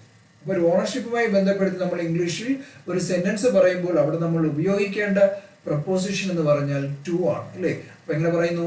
This bag belongs to me, ആ ബാഗ് എന്താണ് എന്റേതാകുന്നു എന്നുള്ള അർത്ഥത്തിലാണ് അവിടെ ടു എന്നുള്ള പ്രപ്പോസിഷൻ ഉപയോഗിച്ചത്. ഇനി അടുത്ത് prepositions of comparison or contrast എന്നുള്ളതാണ്. നിങ്ങൾ മനസ്സിലാക്കണം, these prepositions compare things or show differences. ഇവിടെ നമ്മൾ ഒന്നുമായി താരതമ്യം ചെയ്യുകയോ അല്ലെങ്കിൽ കോൺട്രാസ്റ്റ് എന്ന് വെച്ചാൽ വൈരുദ്ധ്യമായിട്ട് വ്യത്യാസമുള്ള കാര്യങ്ങൾ ഒരു സെന്റൻസിൽ പറയുമ്പോൾ അവിടെ ഉപയോഗിക്കുന്ന പ്രപ്പോസിഷൻസ് ഏതൊക്കെ എന്നുള്ളതാണ്. ഇപ്പൊ കമ്പാരിസണുമായി ബന്ധപ്പെട്ടും വൈരുദ്ധ്യത്തെ കാണിക്കാൻ വേണ്ടി നമ്മൾ ഉപയോഗിക്കുന്ന പ്രപ്പോസിഷൻസ് ആണ് ലൈക്ക് എന്നും അൺലൈക്ക് എന്നും ആസ് എന്നും ദാൻ എന്നൊക്കെ ഉള്ളത്. ലൈക്ക് എന്ന് പറഞ്ഞാലും ആസ് എന്ന് പറഞ്ഞാലും നമ്മൾ നേരത്തെയും പഠിച്ചതാണ്.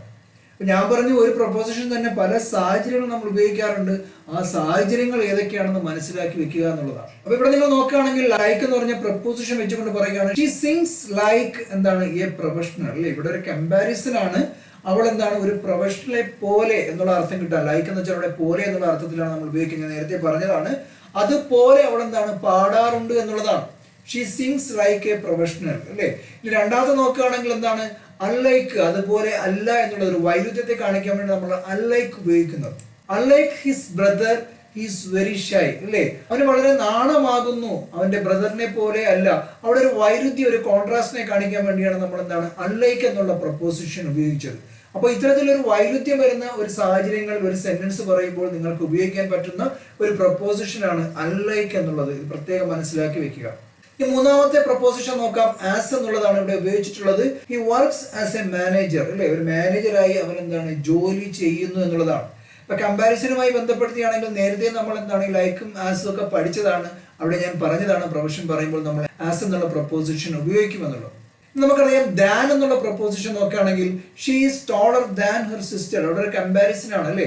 അവളുടെ എന്താണ് സിസ്റ്ററെക്കാളും അവൾക്ക് ഉയരം കൂടുതലാണ് എന്നുള്ള അർത്ഥത്തിലാണ് നമ്മളിവിടെ ദാൻ എന്നുള്ള പ്രപ്പോസിഷൻ ഉപയോഗിച്ചത്, ഒന്നിനേക്കാളും എന്നുള്ള അർത്ഥം കിട്ടാൻ. അപ്പൊ ഇവിടെയൊക്കെ മനസ്സിലാക്കേണ്ടത് ഓരോ പ്രപ്പോസിഷനും അതിന്റെ അർത്ഥങ്ങളുണ്ട്, പക്ഷെ നമ്മൾ ആ സാഹചര്യം മനസ്സിലാക്കി ഉപയോഗിക്കുക എന്നുള്ളതാണ്. അപ്പൊ ഇവിടെ കമ്പാരിസനും കോൺട്രാസ്റ്റുമായി ബന്ധപ്പെടുത്തി, ഇല്ലേ, താരതമ്യവും അതുപോലെ വൈരുദ്ധ്യവുമായി ബന്ധപ്പെടുത്തി നമ്മൾ ഉപയോഗിക്കുന്ന പ്രധാനപ്പെട്ട പ്രപ്പോസിഷൻസ് ആണ് നമ്മൾ ഈ മനസ്സിലാക്കിയത്. ഇനി നമുക്ക് പ്രപ്പോസിഷൻ ഓഫ് കൺസെഷൻ എന്താണെന്ന് മനസ്സിലാക്കാം. ഒരു സെന്റൻസ് നമ്മൾ പറയുമ്പോൾ അവിടെ പ്രതീക്ഷിക്കാത്ത ഒരു കാര്യം നമുക്ക് എന്താണ് റിസൾട്ടായി കിട്ടുകയാണെങ്കിൽ അവിടെ നമുക്ക് ഉപയോഗിക്കാൻ പറ്റുന്ന പ്രപ്പോസിഷൻസ് ആണ് ഡിസ്പൈറ്റ് എന്നും ഇൻസ്പൈറ്റ് ഓഫ് എന്നുള്ളത്. ഡിസ്പൈറ്റ് എന്ന് വെച്ചാൽ എന്താണ് ഉണ്ടായിരുന്നിട്ടും എന്നുള്ള അർത്ഥത്തിലും, ഇൻസ്പൈറ്റ് ഓഫ് എന്നിരുന്നാലും എന്ന അർത്ഥത്തിലൊക്കെ ഉപയോഗിക്കാറുണ്ട്. അപ്പൊ despite the rain we went out, മഴ ശക്തമായി ഉണ്ടായിരുന്നിട്ടും എന്താണ് നമ്മൾ പുറത്തു പോയി എന്നുള്ളതാണ്. അൺഎക്സ്പെക്റ്റഡ് റിസൾട്ട് ആണ്. സാധാരണ നല്ല മഴ വരുമ്പോൾ നമ്മൾ എന്താണ് വീട്ടിലാണ് ഇരിക്കുന്നത്, പക്ഷെ നമ്മൾ പുറത്തു പോയി, അത് സാധാരണ എന്താണ് നമ്മൾ പ്രതീക്ഷിക്കാത്ത ഒരു കാര്യമാണ്. മറ്റൊരു അർത്ഥത്തിൽ പറഞ്ഞു കഴിഞ്ഞാൽ വൈരുദ്ധ്യമായ ഒരു കാര്യമാണ്. അതായത് മഴ ഇത്രയും ശക്തമായിരുന്ന സമയത്തും പുറത്തു പോയപ്പോൾ നമ്മൾ സാധാരണ സംഭവിക്കുന്ന ഒരു കാര്യമല്ല, അതിന് നേരെ വിപരീതമായ എന്ന അർത്ഥത്തിൽ നമുക്കിതിനെ കാണാൻ സാധിക്കുന്നതാണ്. അപ്പോൾ ഇത്തരത്തിൽ അപ്രതീക്ഷിതമായതോ വൈരുദ്ധ്യമായതോ ആയ കാര്യങ്ങൾ ഒരു സെന്റൻസിൽ പറയുമ്പോൾ അവിടെ നമ്മൾ ഉപയോഗിക്കേണ്ട പ്രപ്പോസിഷനാണ് ഡിസ്പൈറ്റ് എന്നുള്ളത്. ഇവിടെ നോക്കാം, in spite of his illness he worked hard, അല്ലേ? അവന് രോഗം ഉണ്ടായിരുന്നാലും ഹി വർക്ക്ഡ് ഹാർഡ്, അവൻ എന്താണ് കഠിനമായി ജോലി ചെയ്തു എന്നുള്ളതാണ്. അപ്പൊ ഇവിടെ നമ്മൾ നോക്കാം, അൺഎക്സ്പെക്റ്റഡ് റിസൾട്ട് ആയിട്ട് നമ്മൾ പറയാണ്. അപ്പൊ ഈ പറയുന്ന കാര്യങ്ങൾ വിപരീത ഫലം കിട്ടുന്നതാകാം, അല്ലെങ്കിൽ എന്താണ് പ്രതീക്ഷിക്കാത്ത ഫലം കിട്ടുന്നതാകാം. ഇത്തരത്തിലാണ് നമ്മൾ ഈ ഡിസ്പൈറ്റ് ഇൻസ്പൈറ്റ് ഓഫ് ഒക്കെ ഉപയോഗിക്കുന്നത്. അപ്പൊ അവൻ എന്താണ് വയ്യാതിരുന്നിട്ടും അവൻ കഠിനമായി ജോലി ചെയ്തു. സാധാരണ വയ്യാതിരിക്കുന്ന സാഹചര്യങ്ങളിൽ നമ്മൾ എന്താണ് റെസ്റ്റ് എടുക്കുകയാണ് ചെയ്യുന്നത്. പക്ഷെ ഇവിടെ എന്താണ് നമ്മൾ പ്രതീക്ഷിക്കാത്ത ഒരു കാര്യമാണ് നമ്മൾ സംഭവിച്ചത്. അത്തരത്തിലൊരു റിസൾട്ടാണ് ഉണ്ടായത്, അല്ലേ?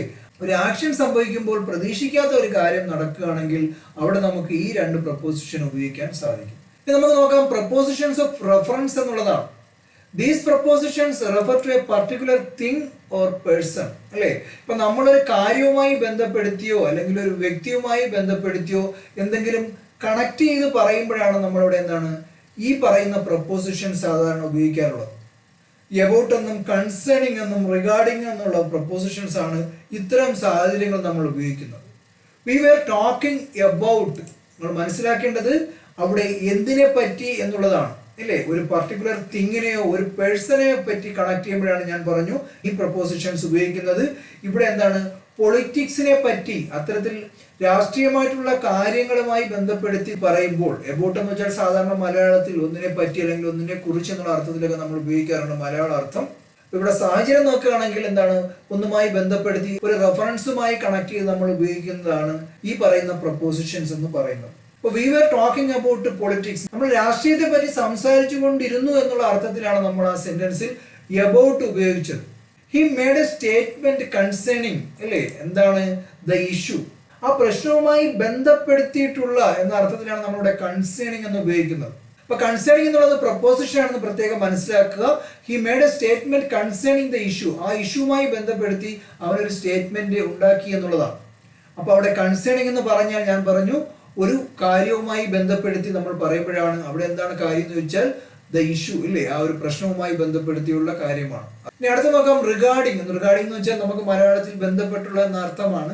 I need information regarding your order, നിങ്ങളുടെ ഓർഡറുമായി ബന്ധപ്പെട്ട് എനിക്ക് കുറച്ച് എന്താണ് ഇൻഫർമേഷൻ വേണം എന്ന രീതിയിലാണ് നമ്മളിവിടെ ബന്ധപ്പെടുത്തി എന്നുള്ള അർത്ഥത്തിലാണ് റിഗാർഡിംഗ് ഉപയോഗിക്കുന്നത് പ്രപ്പോസിഷൻ ആയിട്ട്.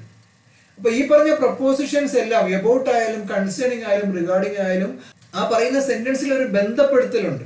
ഒന്ന്, നമ്മൾ പൊളിറ്റിക്സുമായി ബന്ധപ്പെടുത്തിയുള്ള കാര്യങ്ങൾ പറയുമ്പോൾ അവിടെ നമ്മൾ എബൌട്ട് പൊളിറ്റിക്സ് എന്ന് പറയും.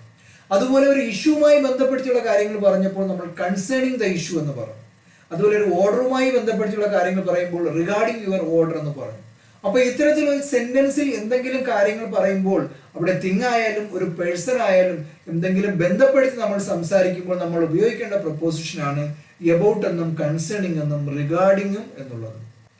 പിന്നെ preposition of measure, rate or value, അല്ലേ, these preposition show quantity, frequency or price.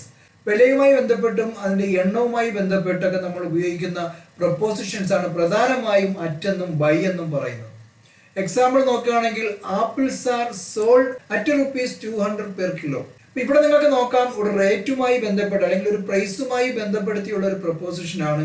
അത്തരത്തിലൊരു സെന്റൻസിൽ ഒരു പ്രൈസ് നമ്മൾ പറയുമ്പോൾ അതിന്റെ ഫ്രണ്ടിൽ നമുക്ക് അറ്റ് എന്നുള്ള പ്രപ്പോസിഷൻ ഉപയോഗിക്കാൻ സാധിക്കുന്നതാണ്. ഒരു കിലോയ്ക്ക് 200 രൂപ വെച്ച് ആപ്പിളുകൾ വിറ്റു എന്നുള്ളതാണ് ആ സെന്റൻസിന്റെ അർത്ഥം എന്ന് പറയുന്നത്. ഇനി രണ്ടാമത്തെ പ്രപ്പോസിഷൻ ബൈ എന്നുള്ളതാണ്, അല്ലേ, എങ്ങനെ പറയും, they charge by the hour, അല്ലേ. ഇവിടെ നമുക്ക് ഫ്രീക്വൻസിയുമായി ബന്ധപ്പെടുത്തി നമ്മൾ ഉപയോഗിക്കുന്ന പ്രപ്പോസിഷൻ ആണ് ഈ ഒരു സാഹചര്യത്തിൽ ബൈ എന്ന് പറയുന്നത്. അവിടെ നമ്മൾ ഉപയോഗിച്ചത് they charge by the hour, മണിക്കൂറിനാണ് അവർ എന്താണ് ചാർജ് ചെയ്യുന്നത് എന്നുള്ളതാണ്. JCB ഒക്കെ നമ്മൾ റെന്റിന് വിളിച്ചു കഴിഞ്ഞാൽ എന്താണ് മണിക്കൂറിനാണ് അവർ ചാർജ് ചെയ്യുന്നത്. അത്തരത്തിൽ നമ്മൾ ഉപയോഗിക്കുമ്പോൾ അവിടെ നമ്മൾ പറയേണ്ടത് ബൈ എന്നുള്ള പ്രപ്പോസിഷൻ ആണ്, they charge by the hour എന്നുള്ളത്. അപ്പൊ നമ്മളൊരു റേറ്റുമായോ ഒരു വാല്യൂമായോ ഒരു മെഷറുമായോ ഒക്കെ ബന്ധപ്പെടുത്തി നമ്മൾ ഇംഗ്ലീഷിൽ ഒരു സെന്റൻസ് പറയുമ്പോൾ നിങ്ങൾക്ക് ഇത്തരത്തിൽ അറ്റോ അല്ലെങ്കിൽ ബൈ എന്ന പ്രപ്പോസിഷനോ ഉപയോഗിക്കുവാൻ സാധിക്കുന്നതാണ്. അപ്പൊ ഈ പ്രപ്പോസിഷനിൽ പലതും നമ്മളിപ്പോൾ മനസ്സിലാക്കിയതാണ്. ഇത് നിങ്ങൾ മനസ്സിലാക്കാത്ത കുറച്ച് പ്രപ്പോസിഷൻസ് കൂടെ ഉണ്ട്. അപ്പൊ നിങ്ങൾക്ക് കുറച്ചുകൂടി എന്താണ് വ്യക്തമായി മനസ്സിലാക്കുന്നതിന് വേണ്ടി ഓരോ പ്രപ്പോസിഷനുമായി ബന്ധപ്പെടുത്തിയുള്ള 1-2 ഉദാഹരണങ്ങൾ കൂടി പരിശോധിച്ചു കൊണ്ടുപോയി കഴിഞ്ഞാൽ കുറച്ചുകൂടി വ്യക്തമായി നിങ്ങൾക്ക് കാര്യങ്ങൾ മനസ്സിലാക്കാൻ സാധിക്കും. എബൌട്ട് എന്നുള്ള പ്രപ്പോസിഷൻ, ഇംഗ്ലീഷിൽ എബൌട്ട് എന്നുള്ള സബ്ജക്ട് പ്രധാനമായി ഉപയോഗിക്കുന്നത് ഒരു വിഷയവുമായി ബന്ധപ്പെട്ട് അല്ലെങ്കിൽ ഒരു ടോപ്പിക്കുമായി ബന്ധപ്പെടുത്തിയാണ് എന്നുള്ളത് മനസ്സിലാക്കി വെക്കുക. We talked about the new movie, ഇല്ലേ, ഞങ്ങൾ എന്താണ് പുതിയ സിനിമയെ പറ്റി, സിനിമയെ കുറിച്ച് സംസാരിച്ചു. ഒരു ടോപ്പിക് എന്ന് വെച്ചാൽ പുതിയ സിനിമ, ന്യൂ മൂവി എന്നുള്ളതാണ്.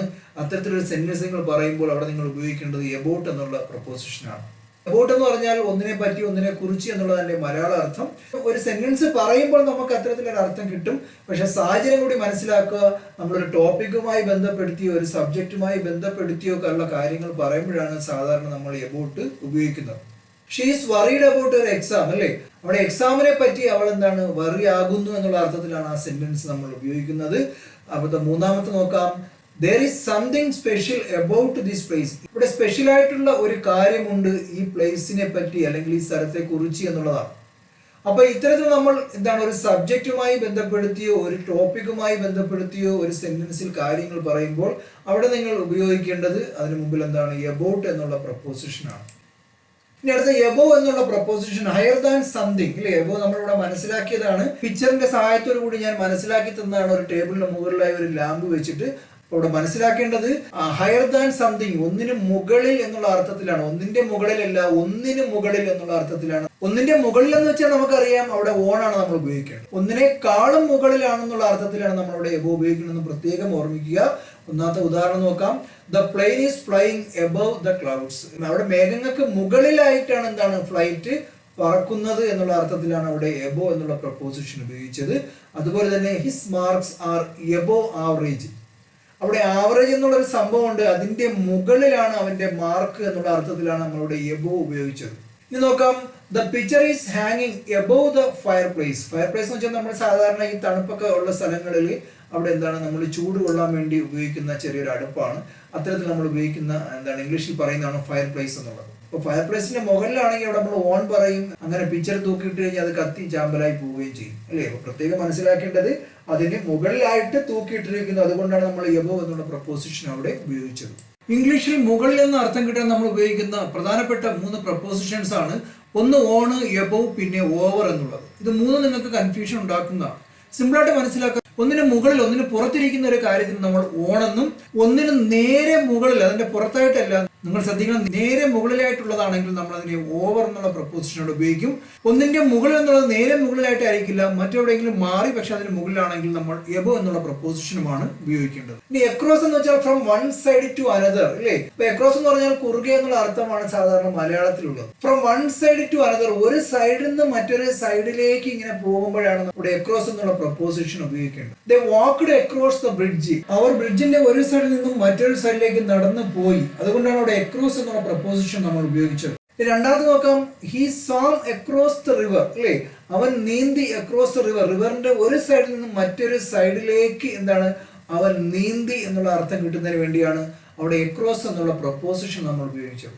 മൂന്നാമത്തെ സെന്റൻസ് നോക്കാം. There is a shop across the street അല്ലേ. സ്ട്രീറ്റിന് കുറുകെയായിട്ട് അവിടെ ഒരു ഷോപ്പ് ഉണ്ടെന്നുള്ളതാണ്. കുറുകെ എന്ന് വെച്ചാൽ ഒരു സൈഡിൽ നിന്ന് തുടങ്ങി മറ്റൊരു സൈഡിലേക്ക് എന്നുള്ള അർത്ഥത്തിലാണ് നമ്മളിവിടെ എക്രോസ് എന്ന് ഉപയോഗിച്ചത്. From one side to another എന്നുള്ള രീതിയിൽ അർത്ഥം കിട്ടുന്നതിന് വേണ്ടി നമ്മൾ ഉപയോഗിക്കുന്ന പ്രപ്പോസിഷനാണ് എക്രോസ് എന്നുള്ളത്. ഇനി ബിഫോർ എന്നുള്ളത് നമുക്കറിയാം, മുമ്പ് എന്നുള്ള അർത്ഥം കിട്ടുന്നതിന് വേണ്ടിയാണ്. earlier than something, എന്തെങ്കിലും കാര്യത്തിന് മുമ്പ് എന്നുള്ള അർത്ഥം കിട്ടുന്നതിന് വേണ്ടി ഉപയോഗിക്കുന്ന പ്രപ്പോസിഷനാണ്. ഒരു ഉദാഹരണം നോക്കുകയാണെങ്കിൽ finish your homework before dinner. ഡിന്നറിന് മുമ്പായി നിങ്ങൾ എന്താണ് ഹോംവർക്കുകൾ ഫിനിഷ് ചെയ്യുക എന്നുള്ളതാണ്. രണ്ടാമത്തെ sentence she arrived before the meeting start. Meeting ആരംഭിച്ചതിന് മുമ്പ് എന്താണ് ഷീ അറൈവ്ഡ്, അവൾ എത്തിച്ചേർന്നു എന്നുള്ളതാണ്. അപ്പോൾ മുമ്പ് എന്നുള്ള അർത്ഥം കിട്ടാൻ വേണ്ടിയാണ് അവിടെ നമ്മൾ ബിഫോർ എന്നുള്ള പ്രപ്പോസിഷൻ ഉപയോഗിച്ചത്. He had never seen a tiger before അല്ലേ. ഇതിനു മുമ്പ് ഒരിക്കലും അവരൊരു ടൈഗറിനെ കണ്ടിട്ടുണ്ടായിരുന്നില്ല എന്ന അർത്ഥത്തിലാണ് നമ്മളിവിടെ മുമ്പ് എന്നുള്ള അർത്ഥം കിട്ടാൻ വേണ്ടി ആ സെന്റൻസിൽ ബിഫോർ എന്നുള്ള പ്രപ്പോസിഷൻ ഉപയോഗിച്ചത്. അപ്പൊ ഇത്തരത്തിലാണ് ബിഫോർ എന്നുള്ള പ്രപ്പോസിഷന്റെ യൂസേജ് എന്ന് നിങ്ങൾ മനസ്സിലാക്കി വെക്കുക. എന്തെങ്കിലും ഒരു കാര്യത്തിന് പിറകിലായി എന്തെങ്കിലും ഉണ്ട് എന്ന് പറയുന്നതിന് വേണ്ടിയാണ് നമ്മൾ ബിഹൈൻഡ് എന്നുള്ള പ്രപ്പോസിഷൻ ഉപയോഗിക്കുന്നത്. ഇപ്പൊ നോക്കുകയാണെങ്കിൽ the car is parked behind the house അല്ലെ. വീട്ടിന് പുറകിലായാണ് എന്താണ് കാറ് പാർക്ക് ചെയ്തിട്ടുള്ളത്. വീടെന്നുള്ള ഒരു ഒബ്ജക്റ്റ് അതിന്റെ പുറകിലാണെന്ന അർത്ഥം കിട്ടാൻ വേണ്ടിയാണ് ബിഹൈൻഡ് എന്നുള്ള പ്രപ്പോസിഷനോട് ഉപയോഗിച്ചത്. അടുത്ത നോക്കാം. She stood behind the curtain. കർട്ടന്റെ പുറകിലായിട്ടാണ് അവൾ നിന്നത് എന്നുള്ളതാണ്. പുറകിൽ എന്നുള്ള അർത്ഥം കിട്ടാൻ വേണ്ടിയാണ് ബിഹൈൻഡ് എന്നുള്ള പ്രപ്പോസിഷൻ ഉപയോഗിച്ചത്. The sun disappeared behind the mountains ഇല്ലേ. കുന്നുകൾക്ക് പുറകിലായി എന്താണ് സൺ അപ്രത്യക്ഷമായി എന്നുള്ള അർത്ഥം. അപ്പൊ കുന്നുകൾക്ക് പുറകിലായി എന്ന അർത്ഥം കിട്ടാൻ വേണ്ടിയാണ് ആ സെന്റൻസിൽ ബിഹൈൻഡ് എന്നുള്ള പ്രപ്പോസിഷൻ ഉപയോഗിച്ചത്. ബിറ്റ്വീൻ എന്നുള്ളത് നമ്മൾ നേരത്തെ മനസ്സിലാക്കിയതാണ്. രണ്ട് കാര്യങ്ങൾക്കിടയിലായിട്ടുള്ള എന്താണ് സാഹചര്യങ്ങളാണ് നമ്മൾ ബിറ്റ്വീൻ എന്നുള്ള പ്രപ്പോസിഷൻ ഉപയോഗിക്കുന്നത്. In the middle of two things അല്ലേ. എക്സാമ്പിൾ നോക്കുകയാണെങ്കിൽ the ball is between the two chairs. രണ്ട് കസേരകൾക്കിടയിലാണ് ആ ബാൾ ഉള്ളത് എന്ന അർത്ഥത്തിലാണ് അവിടെ നമ്മൾ എന്താണ് ബിറ്റ്വീൻ ഉപയോഗിച്ചത്. രണ്ടാമത്തെ sentence there is a secret between us അല്ലേ. ഞങ്ങൾക്കിടയിൽ എന്താണ് ഒരു രഹസ്യമുണ്ട് എന്നുള്ളതാണ്. അവിടെ ഞങ്ങൾക്കിടയിൽ എന്ന് വെച്ചാൽ പ്രത്യേകം ശ്രദ്ധിക്കണം, ഞാനും വേറെ ഒരാളും തമ്മിലുള്ള നമ്മൾ രണ്ടുപേരാണ്. 3 പേരുണ്ടെങ്കിൽ അവിടെ മാറി എന്താണ് ബിറ്റ്വീൻ മാറി എമംഗ് എന്നുള്ള പ്രപ്പോസിഷനെ വരുള്ളൂ. നമ്മൾ നേരത്തെ മനസ്സിലാക്കിയതാണ്, പ്രത്യേകം എന്താണ് ഓർമ്മിച്ചു വെക്കുക. ഇനി മൂന്നാമത്തെ സെന്റൻസ് നോക്കാം. She SAT between her 2 best friends അല്ലേ. അവിടെ 2 നല്ല സുഹൃത്തുക്കൾക്കിടയിലായി അവൾ എന്താണ് ഇരുന്നു എന്നുള്ള അർത്ഥത്തിലാണ് അവിടെ ബിറ്റ്വീൻ എന്നുള്ള പ്രപ്പോസിഷൻ നമ്മൾ ഉപയോഗിച്ചത്. ഇനി അടുത്ത ഡൗൺ എന്ന പ്രപ്പോസിഷൻ നോക്കാം. ടുവേർഡ്സ് എ ലോവർ പ്ലേസ് അല്ലേ. The ball roll down the hill അല്ലേ. ഹില്ലിന്റെ താഴേക്ക് ആ ബോൾ എന്താണ് ഉരുണ്ടു പോയി എന്നുള്ളതാണ്. രണ്ടാമത്തേത് he walk down the stairs അല്ലേ. അവ സ്റ്റെയറിന്റെ താഴേക്ക് എന്താണ് അവൻ നടന്നു എന്നുള്ളതാണ്. മൂന്നാമത്തെ സെന്റൻസ് നോക്കാം. They live just down the street. സ്ട്രീറ്റിന്റെ താഴെ എന്താണ് അവർ ജീവിക്കുന്നു എന്നുള്ള അർത്ഥത്തിലാണ്. അപ്പൊ ഇത്തരത്തിൽ നമ്മൾ താഴേക്ക് എന്നുള്ള അർത്ഥത്തിന് കിട്ടുന്നതിന് വേണ്ടിയാണ് അവിടെ നമ്മൾ ഡൗൺ എന്ന പ്രപ്പോസിഷൻ ഇംഗ്ലീഷിൽ ഉപയോഗിക്കുന്നത് എന്ന് മനസ്സിലാക്കുക. ഈ ഡ്യൂറിങ് എന്നുള്ളതാണ് ത്രൂ ഔട്ട് എ പീരീഡ്. ഒരു പർട്ടിക്കുലർ സമയം എടുത്തു പറയാതെ ഒരു പീരീഡിൽ നടക്കുന്ന കാര്യങ്ങൾ പറയുന്നതിന് വേണ്ടിയാണ് നമ്മൾ ഡ്യൂറിങ് എന്നുള്ള പ്രപ്പോസിഷൻ ഇംഗ്ലീഷിൽ ഉപയോഗിക്കുന്നത്. ഇപ്പൊ ത്രൂ ഔട്ട് എ പീരീഡ് എന്ന് പറഞ്ഞാൽ ഉദാഹരണം നോക്കുകയാണെങ്കിൽ I fell asleep during the lecture. ആ ലെക്ചറിന്റെ സമയത്ത് ഞാൻ ഉറങ്ങി എന്നുള്ള അർത്ഥം കിട്ടുന്നതിന് വേണ്ടിയാണ് അവിടെ ഡ്യൂറിങ് ഉപയോഗിച്ചത്. പ്രത്യേക സമയമെടുത്ത് പറയുകയാണെങ്കിൽ അവിടെ എന്താണ് നമുക്ക് അറ്റ് എന്ന പ്രപ്പോസിഷനൊക്കെ ഉപയോഗിക്കാൻ സാധിക്കും. ഇവിടെ പ്രത്യേക സമയം പറയുന്നില്ല, ആ ഒരു പീരീഡിനുള്ളിൽ ആ ഒരു സമയത്തിനുള്ളിൽ എന്ന അർത്ഥത്തിലാണ് നമ്മൾ എന്താണ് ഡ്യൂറിങ് എന്നുള്ള പ്രപ്പോസിഷൻ ഉപയോഗിക്കുന്നത്.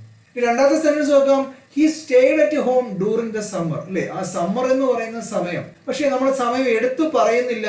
ആ ഒരു സമയത്ത് എന്താണ് ഞാൻ വീട്ടിൽ തന്നെ താമസിച്ചു എന്നുള്ള അർത്ഥത്തിലാണ് അവിടെ ഡ്യൂറിങ് എന്നുള്ള പ്രപ്പോസിഷൻ ഉപയോഗിച്ചത്.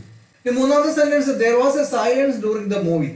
ആ മൂവിയുടെ സമയത്ത്, അത് ഇന്ന സമയം മുതൽ ഇന്ന സമയം വരെ എന്ന് പറയുന്നില്ല, സിനിമ നടക്കുന്ന സമയത്ത് അവിടെ നിശബ്ദമായിരുന്നു എന്നുള്ള അർത്ഥം കിട്ടുന്നതിന് വേണ്ടിയാണ് അവിടെ ഡ്യൂറിങ് ഉപയോഗിച്ചത്. ഈ മൂന്ന് സെന്റൻസുകൾ ശ്രദ്ധിച്ചാൽ നമുക്ക് മനസ്സിലാകും അവിടെ ആക്ഷൻ നടന്നത്. അതായത് ഒന്നാമത്തേൽ ഉറങ്ങുക, രണ്ടാമത്തേൽ താമസിക്കുക, മൂന്നാമത്തേൽ നിശബ്ദമാവുക. ഈ മൂന്ന് കാര്യങ്ങളും സംഭവിച്ചത് ഒന്നാമത്തേൽ ഡ്യൂറിങ് ദ ലെക്ചർ, ആ ലെക്ചറിന്റെ സമയത്ത്, രണ്ടാമത്തേത് ഡ്യൂറിങ് ദ സമ്മറിന്റെ സമയത്ത്, മൂന്നാമത്തേത് ഡ്യൂറിങ് ദ മൂവിയുടെ സമയത്ത്. അപ്പൊ ലെക്ചറിന്റെ സമയത്ത് നിങ്ങൾ മനസ്സിലാക്കണം, ലെക്ചർ തുടങ്ങി അവസാനം വരെ അതിനിടയ്ക്ക് എപ്പോഴും ആണ് എന്താണ് ഉറങ്ങിപ്പോയത് എന്നുള്ളതാണ്.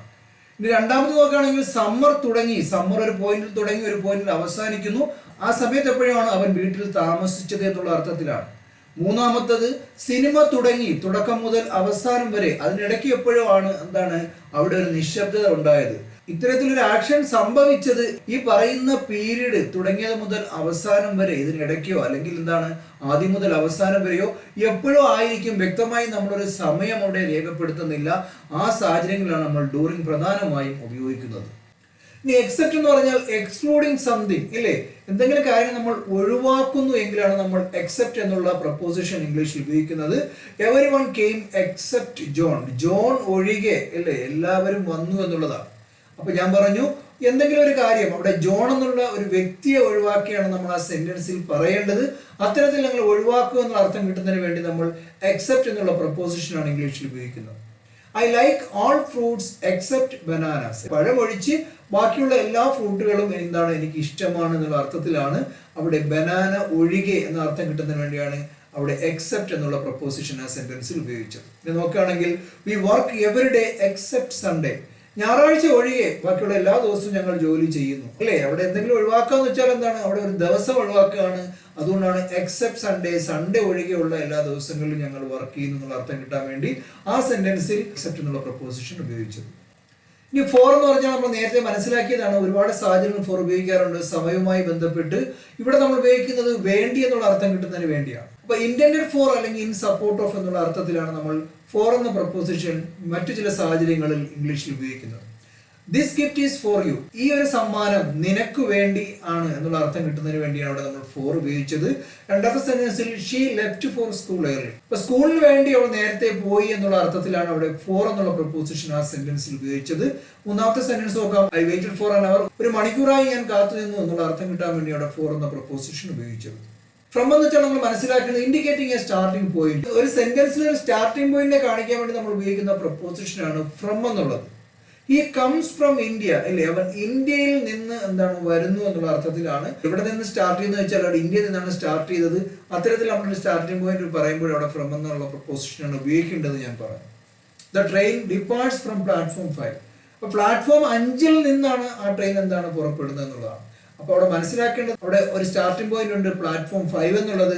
അതുകൊണ്ടാണ് അവിടെ ഫ്രം എന്ന പ്രപ്പോസിഷൻ ആണ് ഉപയോഗിച്ചത്. I received A letter from my friend, അല്ലേ. എവിടെ നിന്നാണ് ആ ലെറ്ററിന്റെ സ്റ്റാർട്ടിങ് ആരംഭം എന്ന് ചോദിച്ചാൽ സുഹൃത്തിൽ നിന്നാണ് എനിക്ക് ആ ലെറ്റർ കിട്ടിയത് എന്നുള്ളതാണ്. I received A letter from my friend. അപ്പൊ ഇത്തരത്തിലാണ് ഈ പറഞ്ഞ പ്രപ്പോസിഷനുകൾ നമ്മൾ ഇംഗ്ലീഷുമായി ബന്ധപ്പെടുത്തി ഉപയോഗിക്കേണ്ടത്. ഇനി നോക്കുകയാണെങ്കിൽ എന്താണ് ഇൻ എന്നുള്ള പ്രപ്പോസിഷൻ, ഇൻസൈഡ് എ സ്പേസ്, ഒരു സ്പേസിന്റെ ഉള്ളിലുള്ള ഒരു കാര്യം പറയാനാണ് പ്രധാനമായും നമ്മൾ ഇൻ എന്ന പ്രപ്പോസിഷൻ ഉപയോഗിക്കേണ്ടത്. അല്ലാതെ നമ്മൾ പല സാഹചര്യം ഉപയോഗിക്കാറുണ്ട്. ഞാൻ പറഞ്ഞു മാസങ്ങൾക്ക് മുമ്പിൽ വർഷങ്ങൾക്ക് മുമ്പിലൊക്കെ നമ്മൾ ഇൻ എന്ന പ്രപ്പോസിഷൻ ഉപയോഗിക്കും. സ്ഥലങ്ങളുമായി ബന്ധപ്പെടുത്തി നമ്മൾ ഇൻ എന്ന പ്രപ്പോസിഷൻ ഉപയോഗിക്കാറുണ്ട്, അല്ലേ. ഇവിടെ പറയുകയാണെങ്കിൽ ഷീസ് ഇൻ ദ റൂം, അല്ലേ, അവിടെ റൂമിന്റെ ഉള്ളിലാണെന്നുള്ള ഉറപ്പുണ്ടെങ്കിൽ നമുക്ക് ഇവിടെ ഇൻ എന്നുള്ള പ്രപ്പോസിഷൻ ഉപയോഗിക്കാം. അതുപോലെ വി ലീവ് ഇൻ ന്യൂയോർക്ക്, ന്യൂയോർക്കിന്റെ ഉള്ളിലാണ് നമ്മൾ താമസിക്കുന്നത്. അതുകൊണ്ട് അവിടെ നമുക്ക് ഇൻ എന്ന പ്രപ്പോസിഷൻ ഉപയോഗിക്കാം. The keys are in my bag, ബാഗിന്റെ ഉള്ളിലാണെന്ന് ഉറപ്പുള്ളത് കൊണ്ടാണ് നമ്മൾ അവിടെ എന്താണ് ഇൻ എന്നുള്ള പ്രപ്പോസിഷൻ ഉപയോഗിച്ചത്. അപ്പോൾ ഒന്നിന്റെ ഉള്ളിൽ എന്ന അർത്ഥം കിട്ടാൻ നമ്മൾ ഇന്നാണ് ഉപയോഗിക്കുന്നത്. ദ റൂം, ആ റൂമിന്റെ ഉള്ളിൽ. ന്യൂയോർക്ക്, ന്യൂയോർക്കിന്റെ ഉള്ളിൽ. മൈ ബാഗ്, ബാഗിനുള്ളിൽ എന്ന അർത്ഥത്തിലാണ് ഇവിടെ ഇന്നെന്ന പ്രപ്പോസിഷൻ ഈ സെന്റൻസുകളിൽ ഉപയോഗിച്ചത്. ഇനി ഇൻറ്റു എന്ന് പറഞ്ഞാൽ മൂവ്മെന്റ് ടുവേർഡ്സ് ദ ഇൻസൈഡ് അല്ലേ, ഒന്നിന്റെ ഉള്ളിലേക്ക് പോകുന്ന ഒരു പ്രവൃത്തിയെ കാണിക്കാൻ വേണ്ടിയാണ് നമ്മൾ ഇൻറ്റു എന്നുള്ള പ്രപ്പോസിഷൻ സെന്റൻസിൽ ഉപയോഗിക്കുന്നത്. ഒന്നിന്റെ ഉള്ളിലാണെങ്കിൽ നമ്മൾ ഇന്നാണ് ഉപയോഗിക്കുന്നത്. ഒന്നിന്റെ ഉള്ളിലേക്ക് പോവുകയാണെങ്കിൽ ഒരു മൂവ്മെന്റ് ഉണ്ടെങ്കിൽ ഞാൻ നേരത്തെ സൂചിപ്പിച്ചതുപോലെ അവിടെ നമ്മൾ ഇൻറ്റു എന്നുള്ള പ്രപ്പോസിഷനാണ് ഉപയോഗിക്കുന്നത്. ഉദാഹരണം നോക്കുകയാണെങ്കിൽ she walked into the room, അവൾ റൂമിലേക്ക് പോവുകയാണ്, അതിന്റെ ഉള്ളിലേക്ക് പോവുകയാണ്, അവിടെ ഒരു മൂവ്മെന്റ് ഉണ്ട്. എന്താണ്? അതുകൊണ്ടാണ് നമ്മളിവിടെ ഇൻറ്റു എന്നുള്ള പ്രപ്പോസിഷൻ ഉപയോഗിച്ചത്.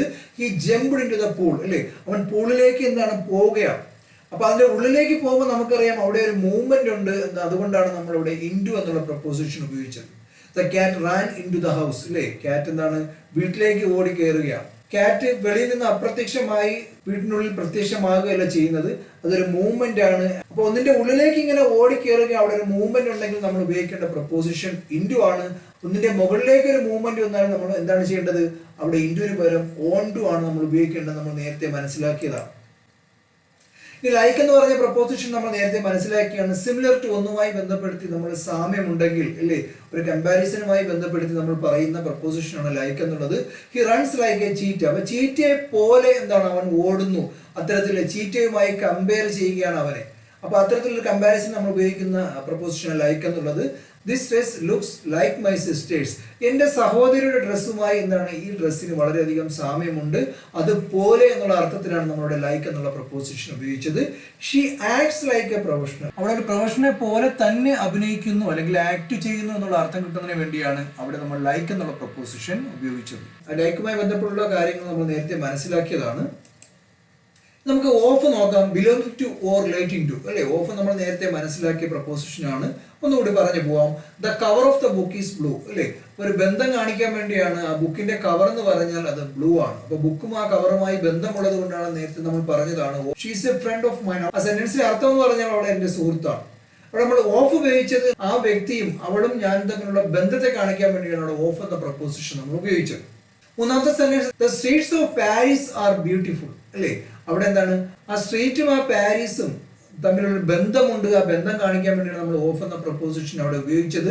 അത്തരത്തിൽ നമ്മൾ പറയുന്നത് സ്ട്രീറ്റ്സ് ഓഫ് പാരീസ്, പാരീസിന്റെ എന്താണ് തെരുവുകൾ വളരെ മനോഹരമാണ്, ആർ ബ്യൂട്ടിഫുൾ എന്നുള്ളത്. എന്തെങ്കിലും കാര്യങ്ങൾ ബന്ധപ്പെടുത്തി നമ്മൾ സംസാരിക്കുമ്പോൾ തീർച്ചയായും അവിടെ രണ്ട് കാര്യങ്ങൾ ഉണ്ടാകും. ഒന്നിനോട് ബന്ധപ്പെടുത്തി നമ്മൾ പറയുമ്പോൾ ആ സെന്റൻസുകളിൽ നമ്മൾ ഓഫ് എന്ന പ്രപ്പോസിഷനാണ് ഉപയോഗിക്കേണ്ടത്. ഇനി ഓൺ ടു എന്ന് പറഞ്ഞാൽ നേരത്തെ ഇവിടെ പറഞ്ഞു. ഇൻറ്റു എന്ന് പറഞ്ഞാൽ ഒന്നിന്റെ ഉള്ളിലേക്ക് മൂവ്മെന്റ് ഉണ്ടെങ്കിൽ അല്ലെങ്കിൽ നമുക്ക് എന്താണ് ഇൻറ്റു ഉപയോഗിക്കാം, ഒരു അനക്കം ഉണ്ടെങ്കിൽ. അത്തരത്തിലാണ് ഞാൻ നേരത്തെ സൂചിപ്പിച്ചതുപോലെ ഓൺ ടു നമ്മൾ ഉപയോഗിക്കുന്നത്. ഒന്നിന്റെ മുകളിലേക്ക് ഒരു ആക്ഷൻ നടത്തുമ്പോൾ അവിടെ നമ്മൾ ഉപയോഗിക്കുന്ന പ്രപ്പോസിഷനാണ് ഓൺ ടു എന്നുള്ളത്. The cat jumped on to the table, ആ ക്യാറ്റ് ടേബിളിന്റെ മുകളിലേക്ക് എന്താണ് ചാടുന്നു എന്നുള്ളതാണ്. ടേബിളിന്റെ മുകളിൽ ഇരിക്കുന്നു പറയാൻ നേരത്തെ പറഞ്ഞതുപോലെ ഓൺ ദ ടേബിൾ നമുക്ക് പറയാം. ഇതെന്താണ് ഒരു മൂവ്മെന്റ് ആണ്. ഈ പറയുന്ന സമയത്ത് ആ ക്യാറ്റ് ഇങ്ങനെ ചാടിക്കൊണ്ടിരിക്കുകയാണ് അല്ലേ, അതിന്റെ മുകളിലേക്ക് എന്നുള്ള അർത്ഥത്തിലാണ് നമ്മൾ ഓൺ ടു, ഒന്നിന്റെ മുകളിലേക്ക് എന്നുള്ള അർത്ഥത്തിലാണ് അവിടെ ഉപയോഗിക്കുന്നത്. He climbed on the roof അല്ലേ, അവൻ എന്താണ് അതിന്റെ റൂഫിന്റെ മുകളിലേക്ക് എന്താണ് കയറി എന്നുള്ള അർത്ഥത്തിലാണ് അവിടെ ആ സെന്റൻസ് ഉപയോഗിക്കുന്നത്. അവിടെ റൂഫിന്റെ മുകളിലേക്ക് ഒരു മൂവ്മെന്റ് ഉള്ളത് കൊണ്ടാണ് അവിടെ ഓൺ ടു ഉപയോഗിച്ചത്. She threw the ball on to the bed, അവൾ എന്താണ് ആ ബെഡിന്റെ മുകളിലേക്ക് ആ ബോൾ എറിഞ്ഞു എന്നുള്ളതാണ്. അപ്പൊ ഇതൊക്കെ ഒരു മൂവ്മെന്റ് ആണ്. ഒരു ബോൾ എറിയുക എന്ന് വെച്ചാൽ ചലനാത്മകമായിട്ടാണ് ആ ബോൾ എന്താണ് ആ ബെഡിന്റെ മുകളിലേക്ക് വീഴുന്നത്. അത്തരത്തിലൊരു മൂവ്മെന്റ് അവിടെ ഉണ്ടെങ്കിൽ ഒന്നിന്റെ മുകളിലേക്കാണെങ്കിൽ ഓൺ ടു എന്നും ഒന്നിന്റെ ഉള്ളിലേക്കാണ് ആ മൂവ്മെന്റ് ഉള്ള പ്രവൃത്തിയാണെങ്കിൽ നമ്മൾ ഇൻറ്റു എന്നുള്ള പ്രപ്പോസിഷൻ ഉപയോഗിക്കാന്ന് പ്രത്യേകം നിങ്ങൾ ഓർമ്മിച്ച് വെക്കുക.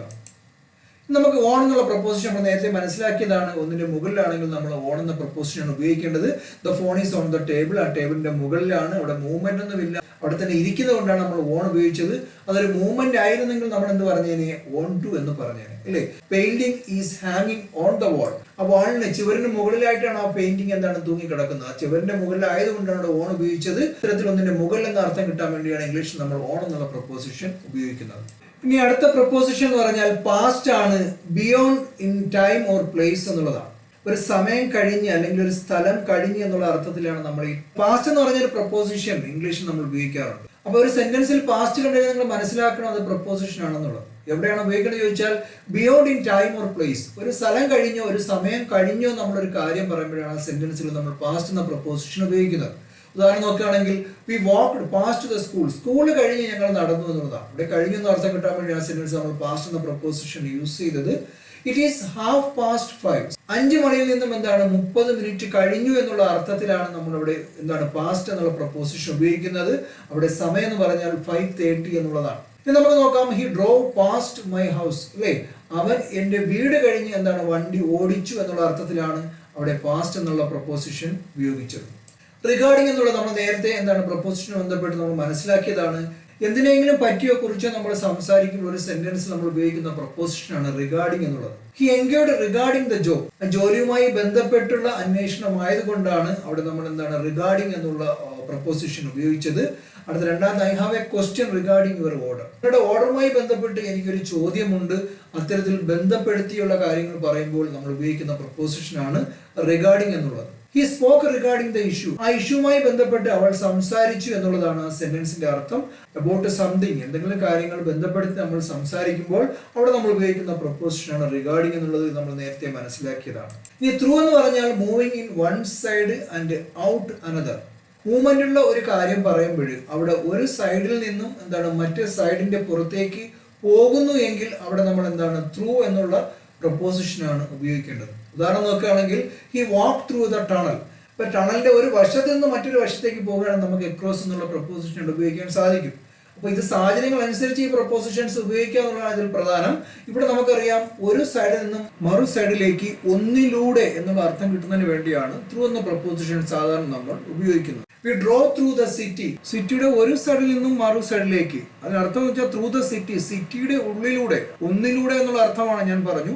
അപ്പൊ സിറ്റിയുടെ ഉള്ളിലൂടെ ഒരു സൈഡിൽ നിന്നും മറു സൈഡിലേക്ക് ഞങ്ങൾ എന്താണ് വണ്ടി ഓടിച്ചു എന്നുള്ള അർത്ഥമാണ് ആ സെന്റൻസിൽ ത്രൂ എന്ന പ്രപ്പോസിഷൻ കൊണ്ട് നമുക്ക് കിട്ടുന്ന അർത്ഥം എന്ന് പറയുന്നത്. The river flows through the village. വില്ലേജിന്റെ ഒരു സൈഡിൽ നിന്നും മറു സൈഡിലേക്ക്, ആ വില്ലേജിലൂടെ എന്നുള്ള അർത്ഥത്തിലാണ് അവിടെ ത്രൂ എന്ന പ്രപ്പോസിഷൻ നമ്മൾ ഉപയോഗിച്ചത്. അപ്പോൾ ആ വില്ലേജിലൂടെ നദി ഒഴുകുന്നു എന്ന് പറഞ്ഞാൽ നദി തുടങ്ങുന്ന ഒരു പോയിന്റ് ഉണ്ടാകും, വില്ലേജിലൂടെ അത് ഒഴുകി എന്താണ് മറു സൈഡിലേക്ക് പോകുന്നു എന്നുള്ള അർത്ഥത്തിലാണ്.